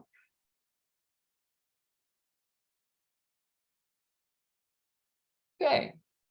If you don't review the settlement statement and report errors or missing entries, you could get slapped on the wrist, disciplined by the commission. Even if you have to fight with an attorney, get your broker in charge involved. You know, get somebody else on your side. If you think they've done something wrong and they don't want to change it, go to your documentation, or if they don't change it, then document what you thought was the right thing so that you will not be subject to disciplinary action for failure to report an error or a missing entry. Had somebody that did that and it ended up being like $200 off, and guess what they did? They ended up having to pay for it out of their own pocket. Keep their client happy. You don't want somebody to come back later and say, oh, you did this wrong, and I'm going to report you to the commission.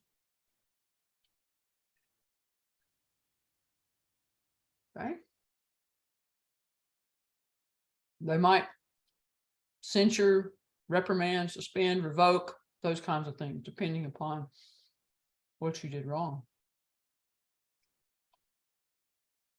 Okay. Any questions about these things before we dive into some math?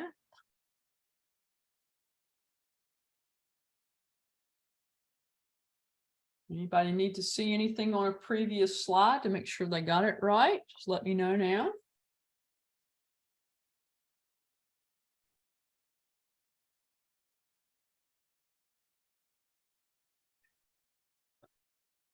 Okay. So the kind of math that we're going to be doing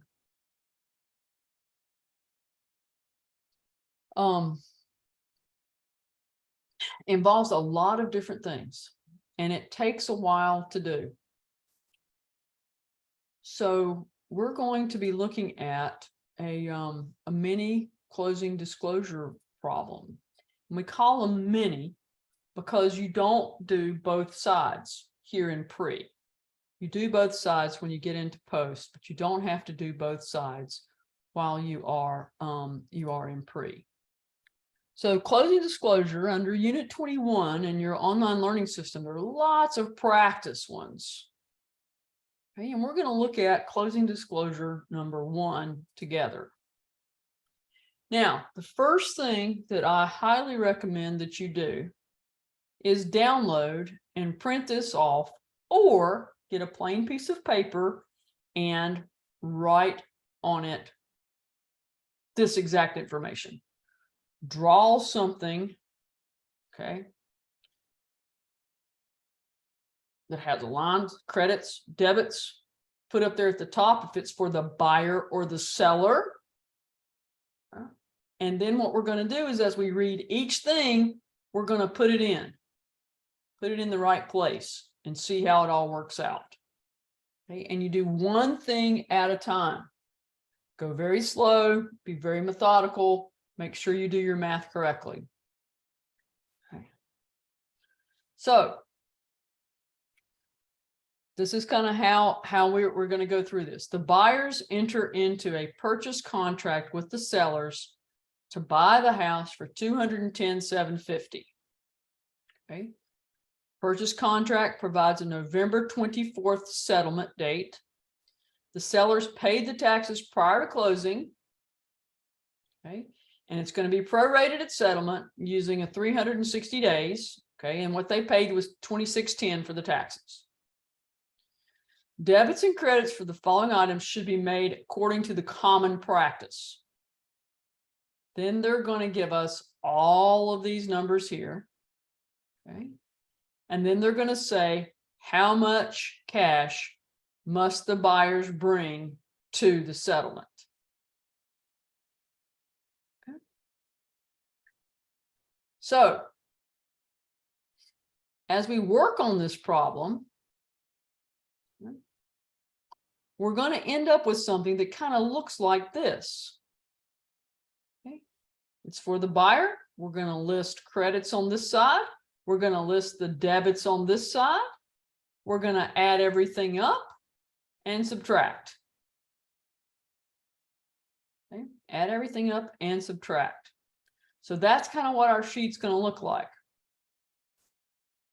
Are we ready to give it a go?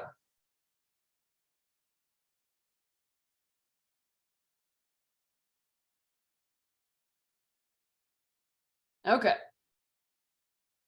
How much cash should the buyer bring? So we know this is going to be for the buyer. We know this is going to be for the buyer. All right.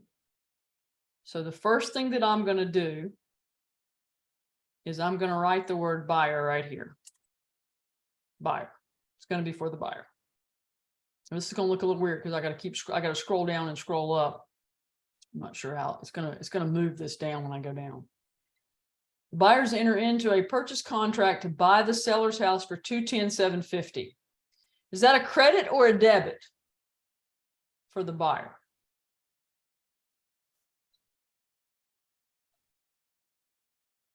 What do you think? Debit. A debit, sure. So it's going to be $210,750. That's a debit. Okay. Now, the seller paid the taxes prior to closing and will be prorated at settlement using the 360-day method of 2610. Okay. I need to open this up like twice. It might be easier if I open it up. Let me go ahead and open this up twice. See if it'll let me open it up twice.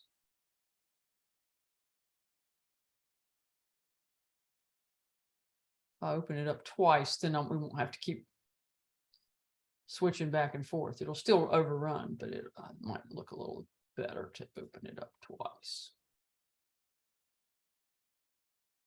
Okay. Seller paid the taxes prior to closing will be prorated using the 360-day method. So the next thing that I need to do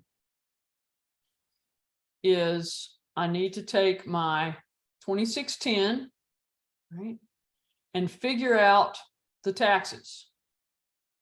So the way that I do this is I'm going to take the 2610 and get the daily tax rate, right? So what's our daily tax rate going to be?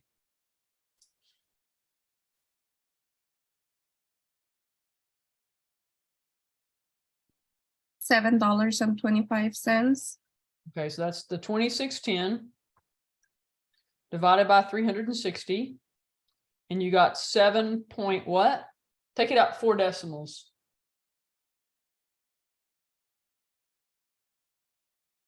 Is it 7.25 even? Yes. Okay.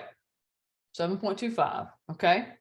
And then I'm going to multiply that times the number of days. All right. So excuse this looking like it's going to look, but it's going to be right over here.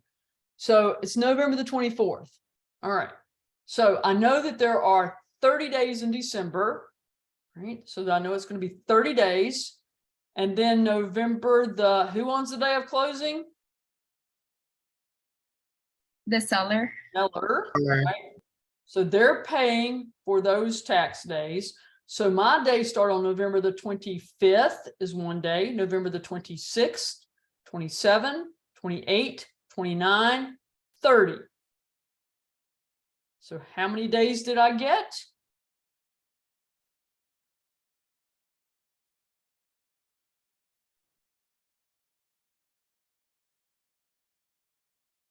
I got 30 days for December, 35. November the 25th, 26, 27, 28, 29, 30. I got 6. I count on my fingers. The closing is the 24th, correct? Closing is the 24th. And if we're closing on the 24th, the seller owns that day, $43.50. which means the buyer is going to own the next day. All right, the 25th, 6th, 7th, 8th, 9th, 30th. Okay, this is where subtracting will get you in trouble. Count on your fingers, make little tick marks for each day till you get to the end of the month. Okay, so 7.25 times how many days? 36, 25, 26, 27, 28, 29, 36 gives us a total of what? 261. 261. Okay, so they've got to give that to the seller. And we know this because it tells us the seller has paid taxes prior to closing and will be prorated at settlement. Okay, so that's what we're doing there. So we get 261. Okay. Earnest money deposit. Is that a credit or a debit? Credit. It's a credit. Okay, and how much is it?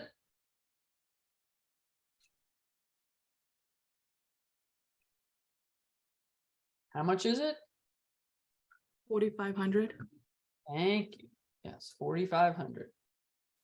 You guys can pull this up on your online learning system if you want. That might be good.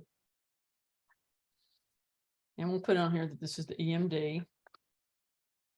And okay. Then the next thing, financing. $175,000 new conventional 30-year mortgage. Okay, so what is the 175,000? Is that a credit or a debit? Credit. Credit. 175. Okay, 175,000. So we're doing that. Everybody with me so far? Good.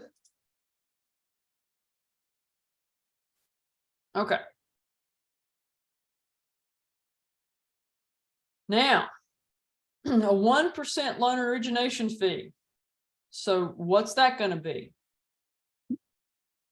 Debit. Debit. Let's just call this loan origination fee, and it's 1%, right? So that's 175 times 1%, which is what?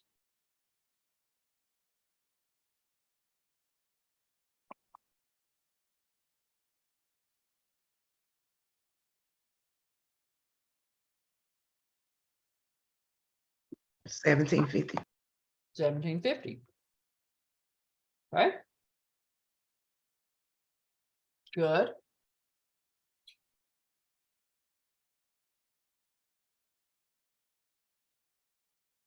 Discount points, 2 discount points. Okay. So let's go back and put those in. Discount points. Discount points. How do you figure discount points?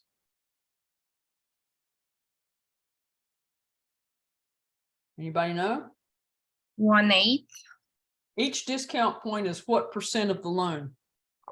1/8. It's 1% of the loan. 1% of the loan and 1/8 increases the Okay. yield to the lender.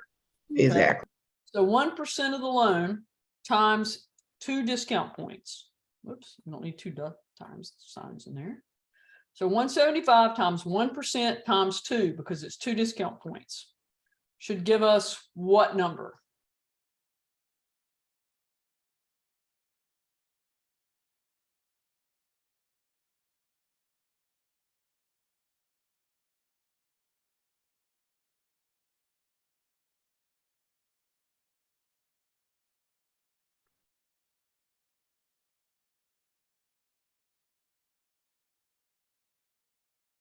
What do you get?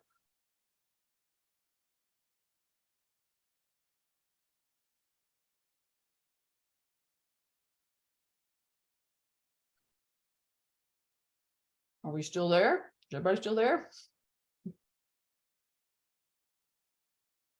So Campbell broke the discount points down a little bit different. So I'm not sure. I'm just looking off your case. At 437.50, because you said 1% of the loan, which is 1750 times 2 discount points. So there would be 2 divided by 8, which is 0.25. Whoa. So it's No? just simple. It's just simple.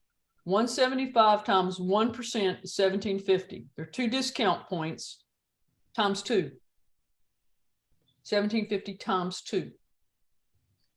The other way to do it is 175 times 2%. You know, you just do your 1% times 2 before you do it, right? Because that's how that works. So so right here, 2 discount points to be paid by the borrower. Now, don't confuse the discount points the borrower is paying with the yield to the lender. Right? So what it is the way discount points work. You guys kind of want to do like a little review of that. All right, I can get the loan for 7.25%, 7.25%. But if I pay 2 discount points, I can get the loan for 7%, which means that I have a lower monthly payment. So the whole point of discount points is buying down the interest rate on your loan so that your monthly payment is less. The yield to the lender will be 7.25, but you're paying it as if it's only 7%. And it has to do with the time value of money, which is beyond what we need to worry about here. Just kind of know why it works and how it works. So what I'm going to have to give them is money, right? So if I had said this was 1%, if it was 1 discount point, it'd be 1750. It's 2 discount points, so it's going to be 3,500. Is what it's going to be. Okay. Now, questions on that? Make sure everybody's clear, because it's confusing. So we're only talking about the buyer's side, what they're going to have to pay, not what the lender's getting. Okay, so just to understand, you take the amount sold, so the principal amount, the 175,000 times the 1%, which is the loan origination fee, times that's the amount of the discount point.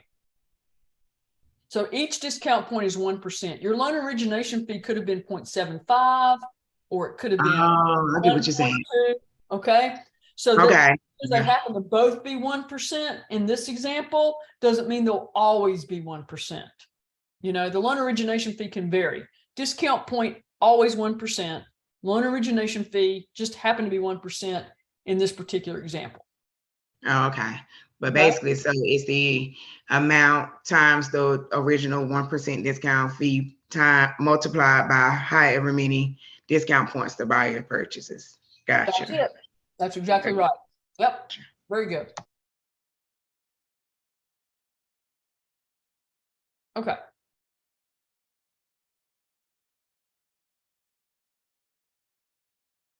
Okay. Interim interest through November the 30th on the borrower's new mortgage loan. Interim interest. Okay. So how many days is the borrower going to have to pay this interim interest? They have to pay on the 24th 25th, the 26th, 27th, 28th, the 29th, and the 30th. Because this is the one day where one time the buyer has to pay something on the day of closing, because the bank's not going to give them a break. Right? So they have to pay the interest there. So I get 7 days. All right. So everybody remember that 7 days. So everyone see how we got 7 days. 24, day of closing, 25, 26, 27, 28, 29, 30. Interim interest through November the 30th. So 7 days. We good with that? Everybody good with that? Got the 7 days, hopefully.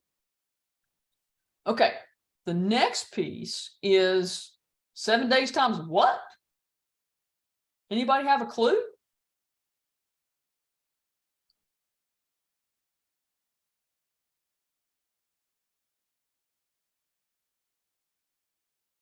This is where we need the interest rate, the 7.5% interest rate.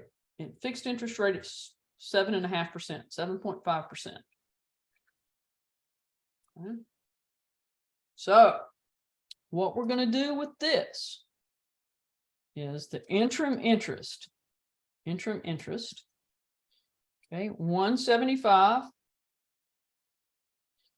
times 7.5%.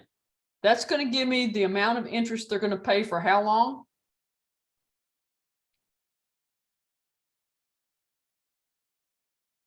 $7.5% per year. So 175,000 times 7.5% gives me the interest they're going to pay for 1 year. So then what do you think I need to do next?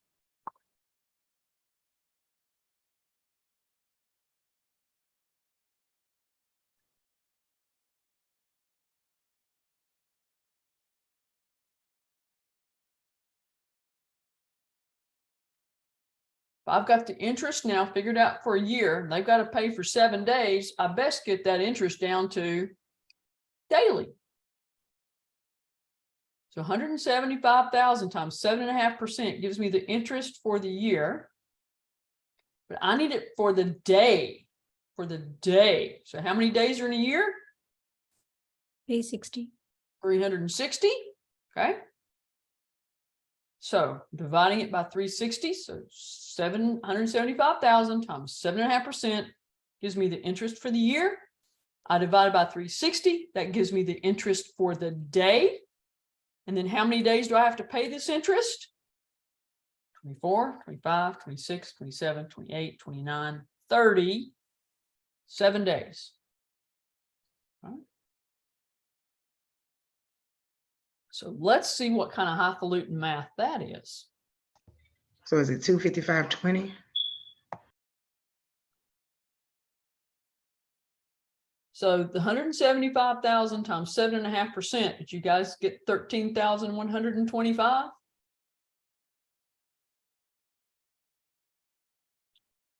Divided by 360, 36.4583333 times 7, 255.21. See if your math comes out like that. I'm need everybody to confirm my math because I'm trying to talk, look, and type on my calculator at the same time. And I have been known to fat finger things on my calculator before. That's correct. That's correct. Everybody good? 755.22. Is that what we got? I mean, 255, 220. Looking at 7 days. 225, 255.22. Is that what we got? 255.22. Okay. That's what people are putting in the chat, so I'm assuming that's right. Anybody get something different with their calculator?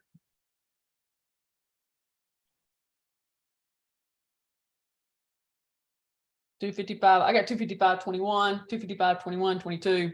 Close enough. Okay. We're off by a penny or two. We'll know why. All right. Now, really, the hard part's over. Once you get the interim interest, the rest to me is kind of like feels like I'm cruising just a little bit more. Okay. So we got the interim interest. PMI, premium for the first year, 0.4% of the loan. So now I'm just doing what they tell me.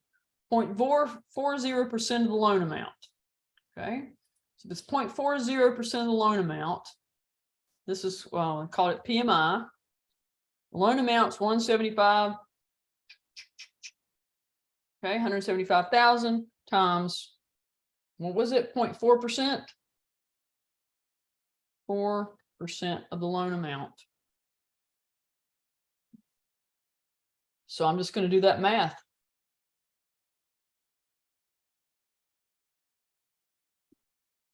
See what you get for that.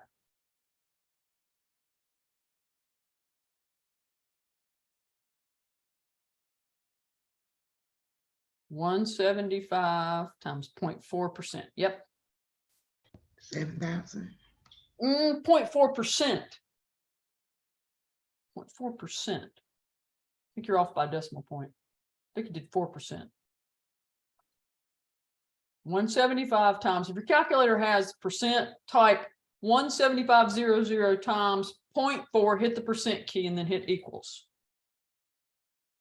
Should be like 700. You get 700. Yeah, and when you think about this, think, God, if I had to pay $7,000 for insurance for 1 year, that's a lot. Okay, so in your mind, you're going, I don't think that's right. Let me do my math again. Okay, so that's where our logic comes in. So we're going to get 700. So again, just off by a decimal point there. That's just a calculator error. Our logic's right, just got a calculator error. So 175,000 times 0.4%. Now, if your calculator doesn't do percent automatically like mine does, take 0.4 divided by 100, get that number, then put it in. Okay, that's the easier way not to make a mistake. Okay, we good with 700? Hey Siri, Oh. Echo, Hey. 4% of When you talk to Siri, 175,000. mute.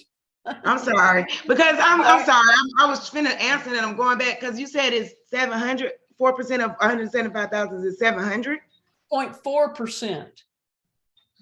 Yes, 0.4%, not 4%. that's right. Point. Oh, I was just trying to check my math because I was like, hold up, I didn't see the point. My bad. Yeah, the I'm over here like, 0.4%. hold up, I know that much. I'm sorry. Okay, no, you're good. You're good. I renamed my Alexa Ziggy, and I ask Ziggy questions like that all the time. Okay, so our next one, borrower's homeowner's insurance annual premium $444. Okay. So we know what's going to happen there. Okay. Homeowner's insurance.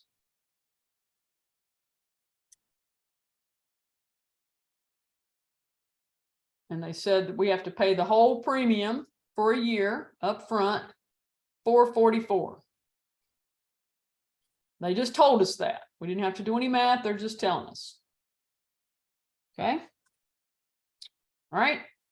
Next item on the list, the due diligence fee.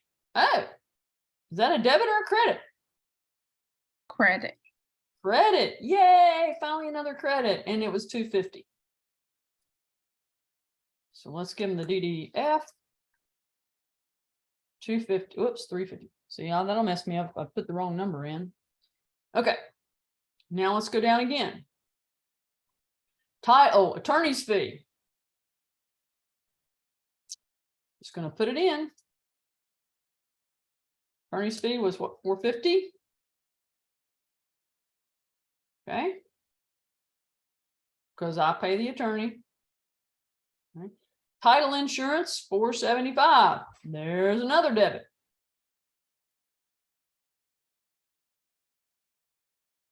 $475. So there it goes. Okay. We good so far? We're just kind of punching in what happens. Deed prep. Who pays for the deed prep? Seller. Seller, that's right. So do we put this anywhere? No. No, good job. We do not. Now we're gonna record the deed. Who pays for that?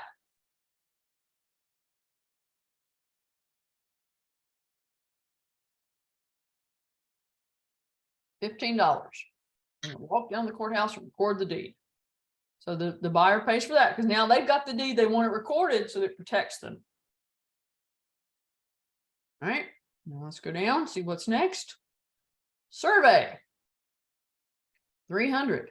We're gonna run out of space.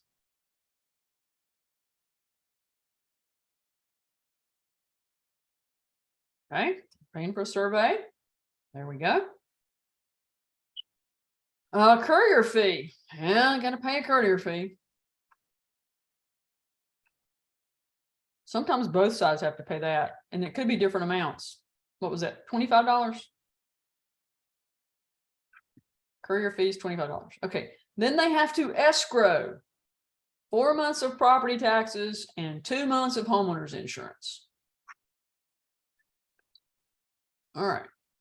So now my picture needs to be smaller. See if I can make it smaller.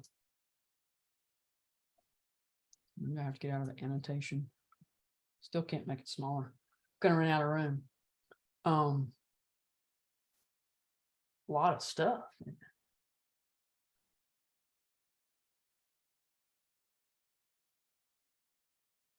Okay. So I'm just gonna put this, I need to put it somewhere where we can see it. Maybe I can put it. Can't really move down any. As my text is, well, we'll just have to stick it. We'll stick it over here to the side. You're right here to the side. So it was 4 months of property taxes, 2 months of homeowners insurance, 4 months of taxes, 2 months of homeowners insurance. Okay. 4 months of taxes. So 4 months tax.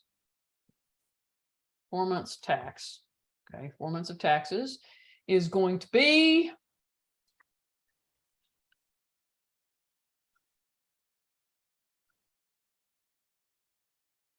we have to go down and figure it out.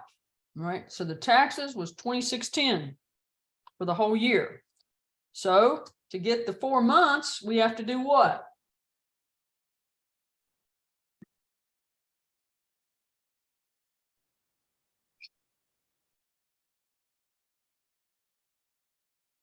Multiply by 120. So 4 months of taxes is $26.10. How many months are there in the year? 12. 12, and we have to pay up front for how many? 4.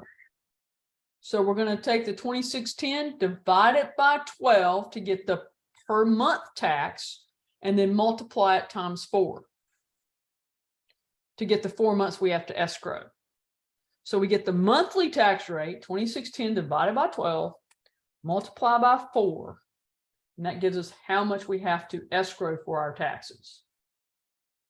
$870. $870. Okay, perfect. So 4 months of taxes, okay, 2610, which is the annual tax, divided by 12 times 4.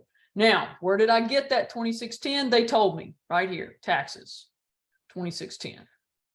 All right, so there's a lot of going back and forth when we're doing this. Okay. So then it was 2 months of homeowners insurance. So the homeowners insurance was $444 per a year, right there. There's our homeowners insurance that we got from our little fact finding thing.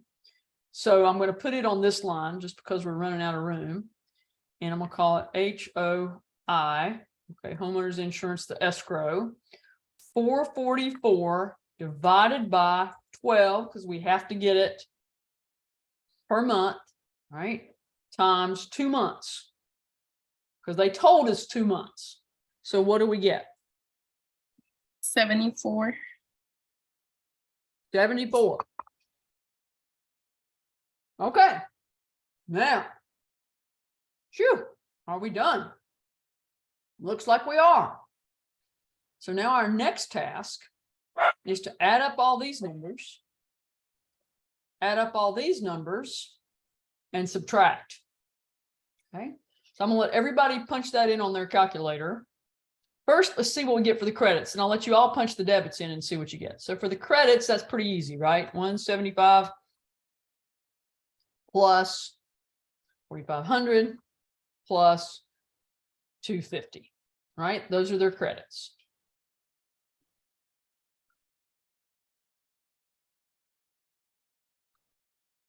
Everybody see that?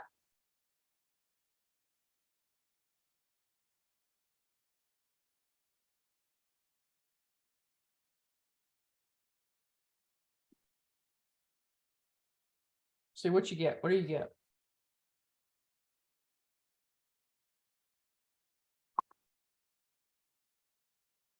Then the trickier one is to add up all the numbers on this side. So just do our final numbers over here on this side. And don't forget, we got survey and the escrow here and the courier and this here because we ran out of room. So see what number you get when you add up all of these.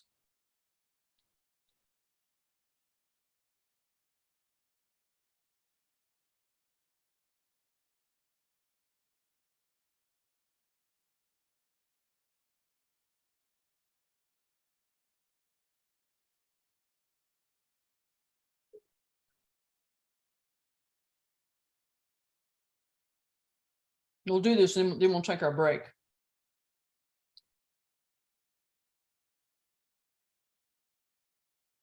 Because I don't want you doing math on your break. And after doing this math, you're going to need a break.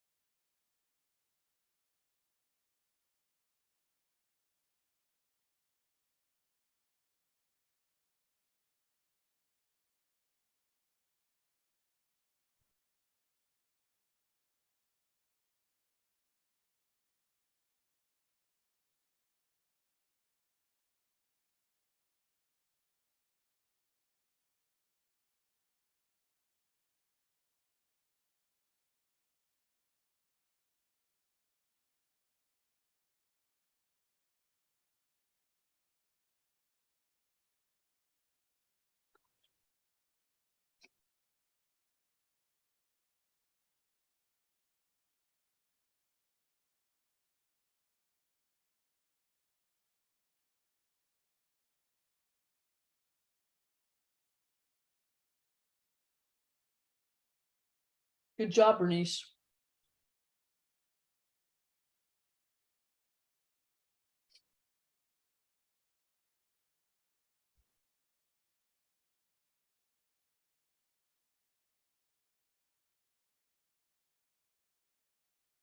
Oh. Let's see.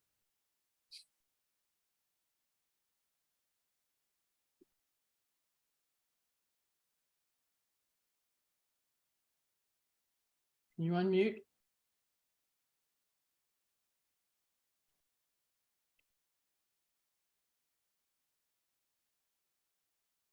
Try unmuting, Miss Laurie. Miss Laurie. Is Laurie? Is Laurie? I'm mispronouncing your name. I'm so sorry.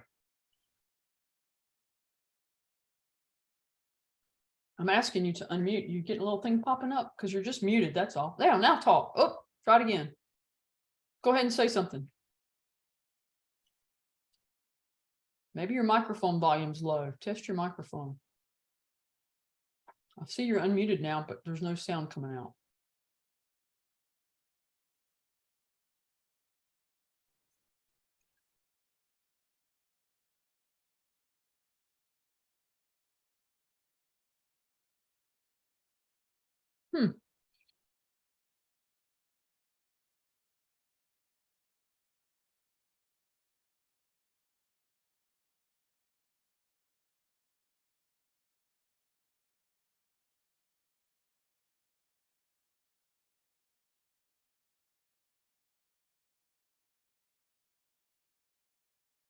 How are we doing on our math?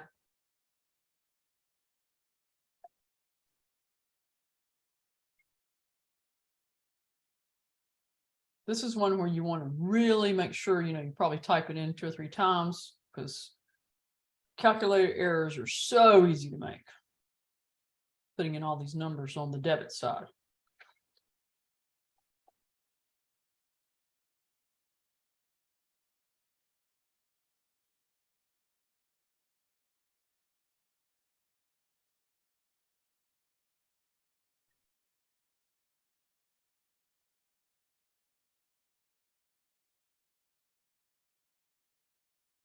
Okay, so the final exam is 4 hours long. And you're right, this will take you to 20 to 25 minutes. It'll take you at least 20 minutes to do this, and it's 4 hours long. So you have 4 hours. And so, yes, you're going to have a lot of time on this one, but it might be one of the most important questions on the test.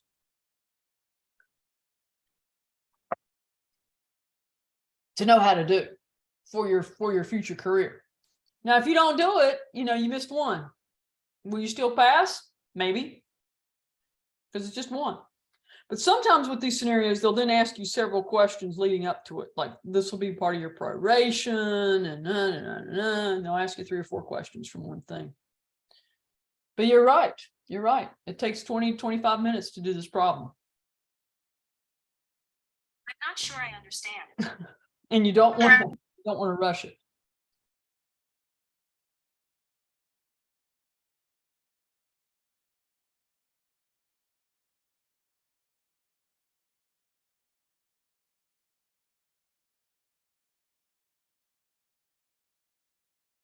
Okay, so how's our math? Are we getting something like 219,869 on this side? Pretty close to that.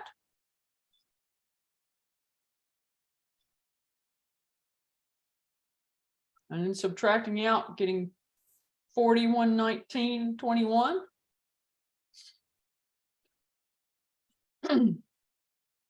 One thing I want to point out about these answers is look how close several of them are to each other. The 4126.46, 4119.21, 4184.21. Do you know what they're testing you on that? Do you know how to count those days? If you know how to prorate for the taxes properly, if you know how to prorate for the interim interest properly, that's why those numbers are so close, because they're testing you to make sure you know it's, oh, this is the 24th, 25th, 26th, 27th, 28th, 29th, 37 days. Oh, and this is 24th, 25th, 26th, 27th, 28th, 29th, 30. Oh, 6 days. Okay. So they're testing you on those things. That's why those numbers are so close. Make sure you know how to do it.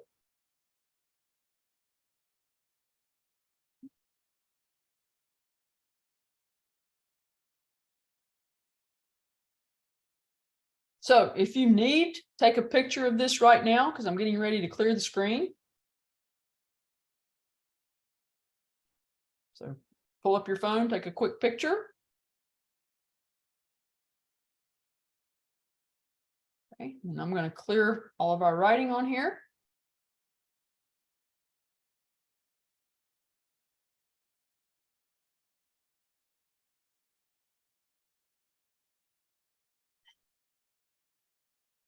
And we look here at the at a nice clean copy of this, where you can see the exact stuff that we did. Okay, in the way that they did the math. And we can see 219,869.21, because right here, 255.21, that's where the 21 cents came from. So 219,869.21, be sure to include that when you're doing your math. And then subtracting out 4119.21.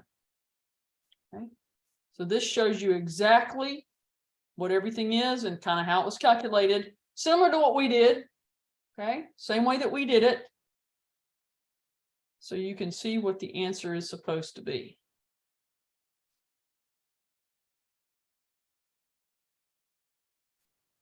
And with that, I'm sure everybody's brain is fried.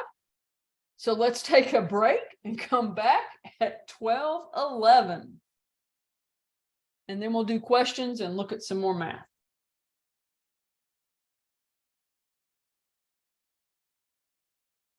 Okay, now that we're back, questions?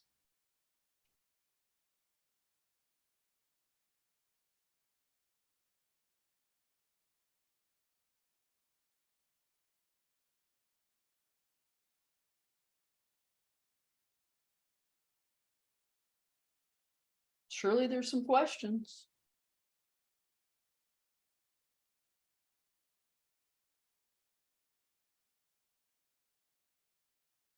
Or should we just try one on our own? And then let the questions come from there? Want to do that? All in favor, raise your hand. You ready to give one a go? Okay. Here we go. Here's a mini CD problem. This is from the practice math. Math review problems under the math section. And so this will be a good one. And so draw out your chart and work on this. And you can pull it up on your online learning system, or you can look at it on here. I'll leave it up. And let's see what you get for your answer. Your practice problem. Woohoo!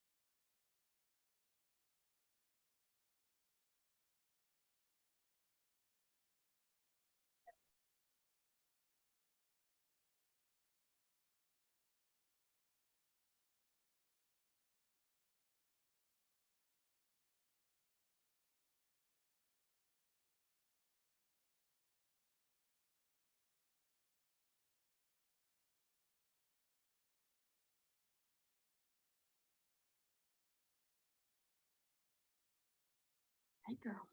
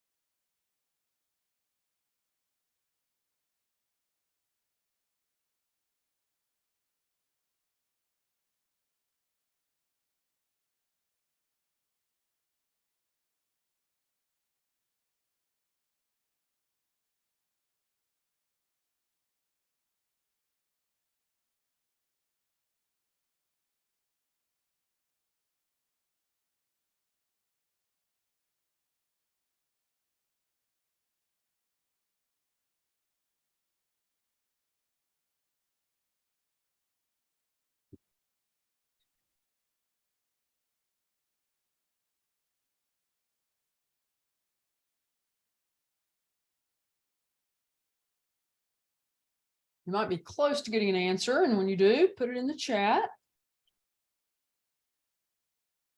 Sorry about that. Scrolled past.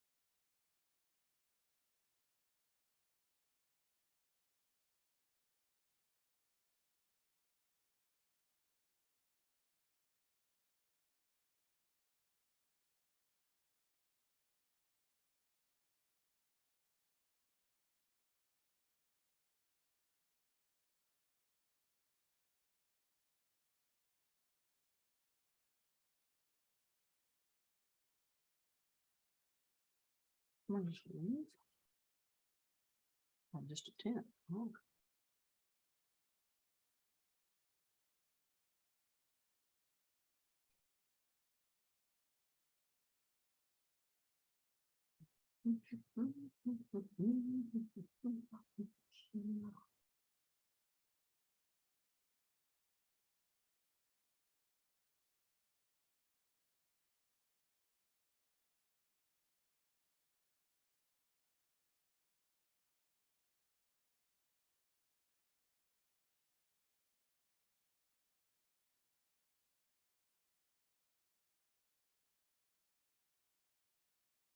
Getting some numbers in now.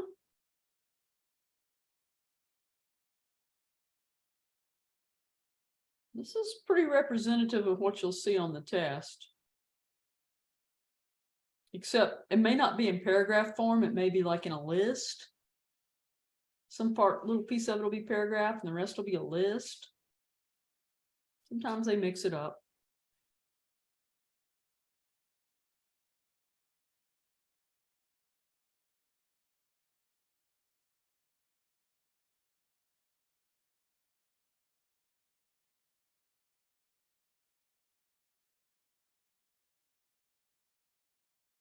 36, 26.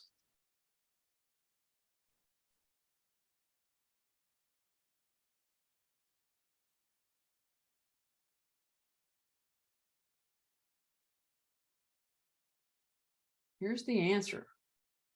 Ooh, somebody got it right.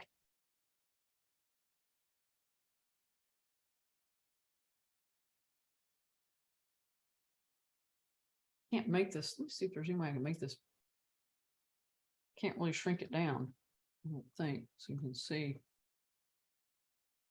That kind of makes it, that might make it too small to be able to see the whole thing. I think if you see this part, that should be good. So you can check your answers, check your individual pieces, and then we'll talk about where you might have gone awry.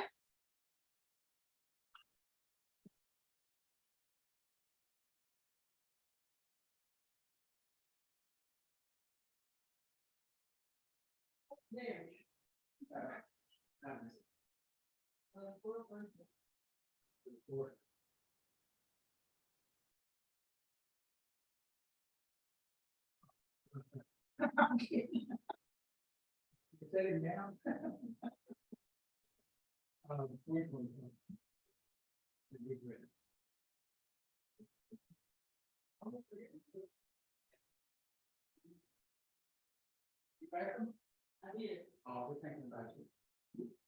This one here, these two just don't, we have any way to start it? I don't. I'm scratching. Oh, that's great, yeah. You gotta wait to slow up when you take it with us. We have bulk item pickup once a year, it's not in July. Oh, we can't have that.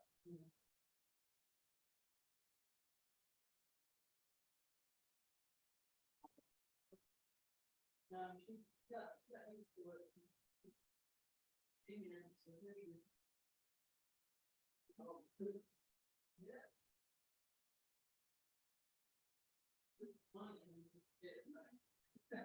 Thank you so much. Thank you so much.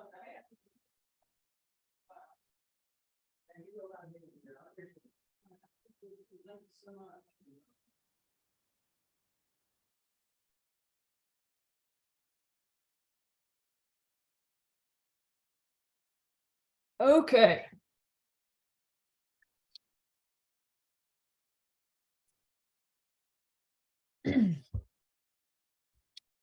So let's take a look at our little thing here and see what we've got. So the first thing we have is the purchase price, 124.9. Closing for March 28th. We need that because it helps us figure out how to calculate everything. We got the taxes, which is the first thing we're going to have to prorate. All right, we're going to have to prorate the taxes. Not been paid. Okay, so they're going to have to get some money for that. The buyer made an earnest money deposit of $1,000, so we know that. We got that. We've got the due diligence. We got that. Then brokerage commission, 6%. Remember, sales, who pays the brokerage? That comes out of the seller's part. So that was a distractor. We're getting an 80% 30-year loan, interest rate 6.5%. You got your homeowner's insurance at $575. 1% loan origination fee, 0.5% discount point. See, it's not always, sometimes it might be a 0.5%. We get 0.5 loan discount point. Interim interest. Then we got to escrow 2 months of insurance and real property taxes, and they got 1,600 other expenses. Okay. So these are all of our little items. Okay. And then down below, we kind of have how to figure out each of the prorations. So that's on this little sheet here. Then we add the two up, subtract it out, we get 27, 225, 25. So what specific questions do you have about certain line items in this problem? This will be what we'll kind of wrap things up with. Final questions.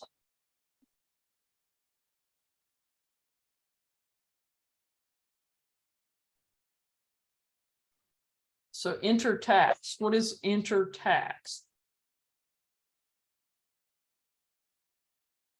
There's interim interest. There's not interim tax. There's interim interest. Yes, we can go over interim interest. Yes, we most definitely can go over interim interest. Okay, so I'm going to make this just, see if I make this a little bigger over here. Okay, so I can see it. So interim interest, March 28th. All righty. So they're getting an 80% loan. So if I'm going to do interim interest, what I'm going to have to do is a lot of math. See, so I know that I have my price is 124,900. Okay, but I'm getting an 8%, an 80% loan. So times 80% equals, that's the amount of my loan. So that's the first thing that we have to do. 124,900 times 80%.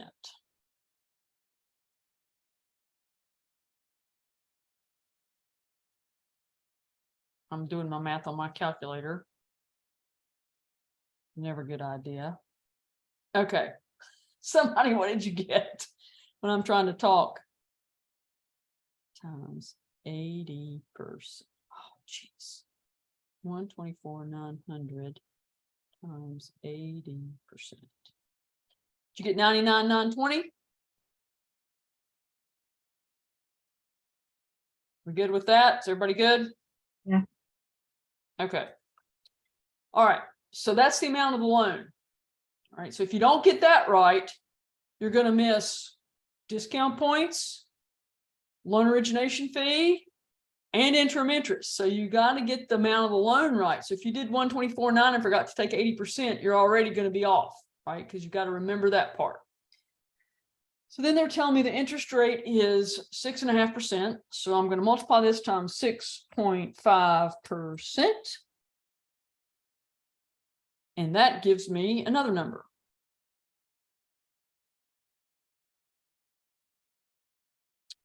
$64.94.80. Is that what you get? Yeah. Okay, $64.94.80. So then that I'm gonna have to bring this down. 64.94.80 is the amount of interest that I'm paying for an entire year. An entire year, correct? How many days in a year?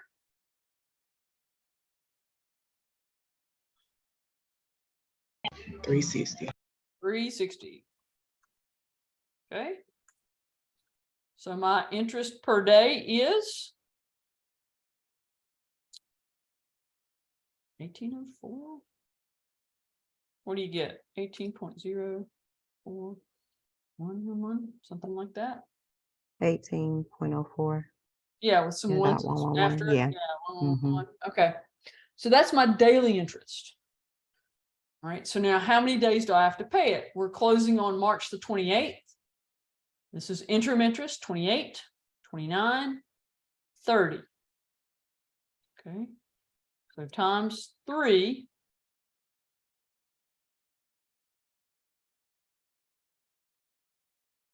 equals our interim interest.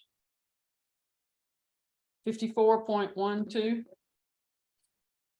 I'm sorry, why did you multiply it by 3? I'm lost. I got So lost. that 3 days. We closed on the 28th. So the 28th, the 29th, and the 30th. So we got 3 days, 28, 29, 30. Because this is the buyer's loan. The bank's going to make them pay interest every single day, including the day that they close. So 28, 29, 30. 3 days.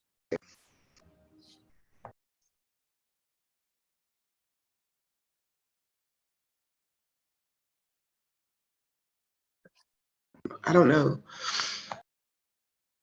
Don't know what.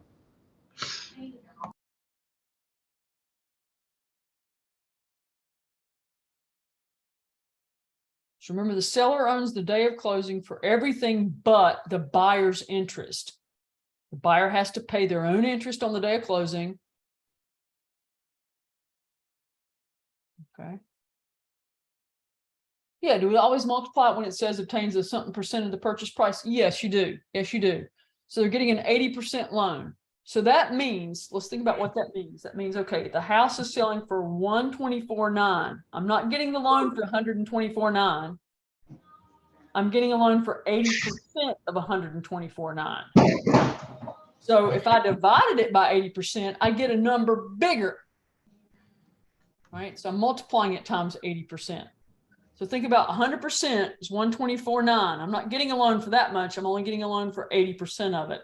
A little bit less. A little bit less. So you can double check yourself and make sure it's right. Other questions? Why 3 days? I still don't understand. You don't understand what? Why 3 days? I'm lost. Yeah. Okay. The closing's March 28th. Okay. How many days are in March? 30. March 28th, March 29th, March 30th. Because remember, it's 360 days in a year, 30 days in a month. So 3 days. That's how I got 3 days, 28, 29, 30. You got to count all 3 of them. You can't subtract.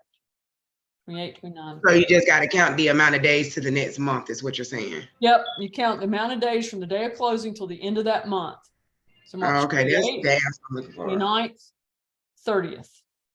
Because that's what it is. Because then the interest for April will be in the first mortgage payment. Okay, so we just got to clean up till we get to the end of a month. Interim interest is kind of like cleaning things up between the closing date and the end of the month, or from the closing date and the end of the month. Okay. Other questions?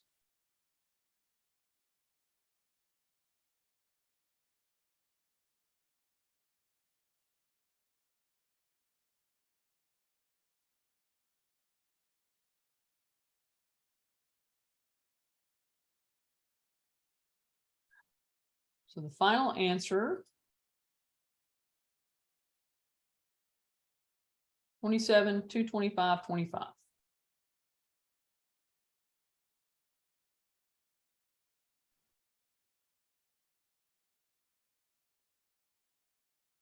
Okay, so all right, so this is a good question about interim interest. Okay, so interim interest is on the buyer's loan. So when you get your loan, you start paying the day of closing.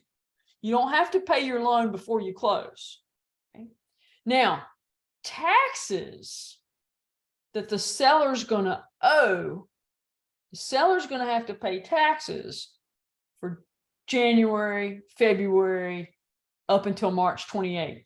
So that's where your 2 months and 28 days come from. That's the amount of taxes the seller has to pay because that's how long they lived in the house. And the buyer will pay the taxes for the rest of the year. Okay. So that's different from interim interest. The interim interest is just on your loan, which starts on the day that you close. Okay.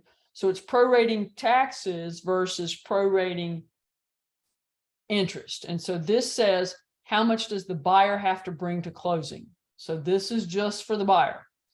All right. So one of my helpful hints is always read the last sentence first. It usually tells you what you're looking for.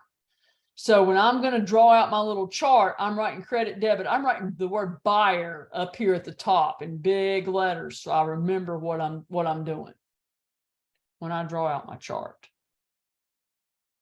Okay. Other questions? We've got a couple of minutes left.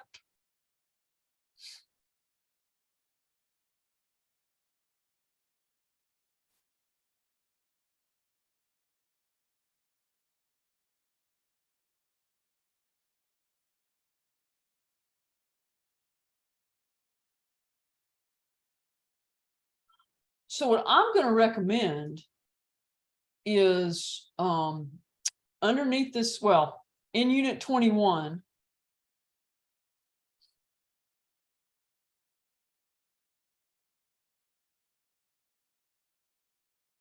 we did CD Mini 1 together. That was the one that we did. There are CD Mini 2, CD Mini 4, CD Mini 5. I don't know why there's no CD Mini 3, but apparently there's not. But 4 and 5, they're all here. So you've got 3 more you can practice on and see the answers. And then at the bottom here, math practice questions, the back of the book, these are all kinds of questions that are either mini problems or they're prorations that'll help build you up to the mini problem. So what I would be doing to kind of get an idea of this is to look at doing a couple of these and some of these practice questions in addition to the things on your test. And then I think that Julie has a message here, math concepts pages at the end, and then the textbook pages.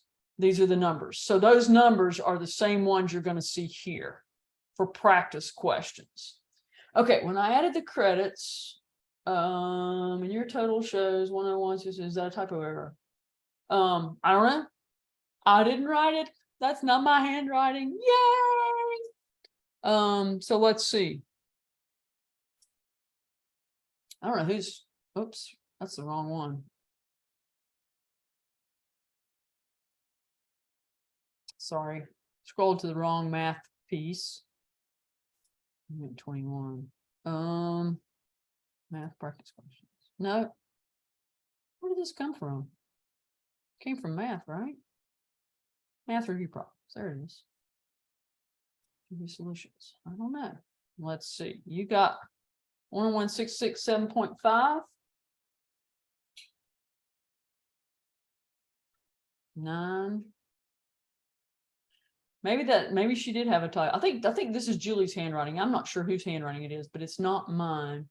So it may be that it's a 247, let's just add it up right now, 247.90 plus, I mean, it has to be, right? Because if that's a 0.9, then that's gonna be a 0.9. Right, unless there's some kind of, because these are all whole numbers, right? So I think we did find a typo. So I guess that should be 0.90 minus 0.5, which would be 40.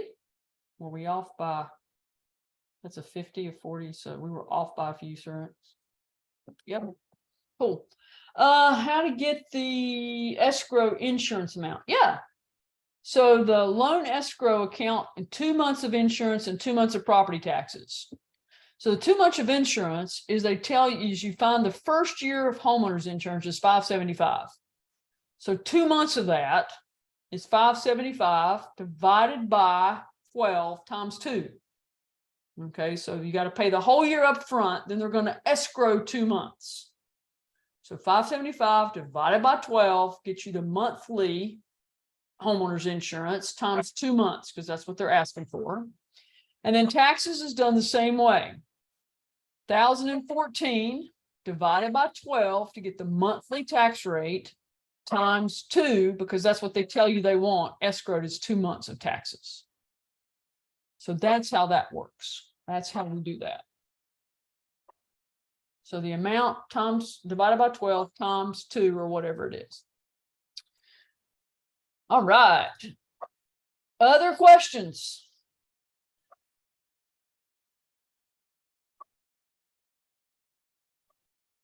Okay, so you have some suggestions of things to work on with your math between now and then. I thank you for letting me be your teacher today. It was fun.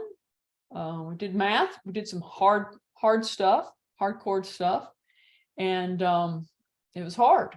So tough stuff. So lots of math things. So anything else I can help you with before we go?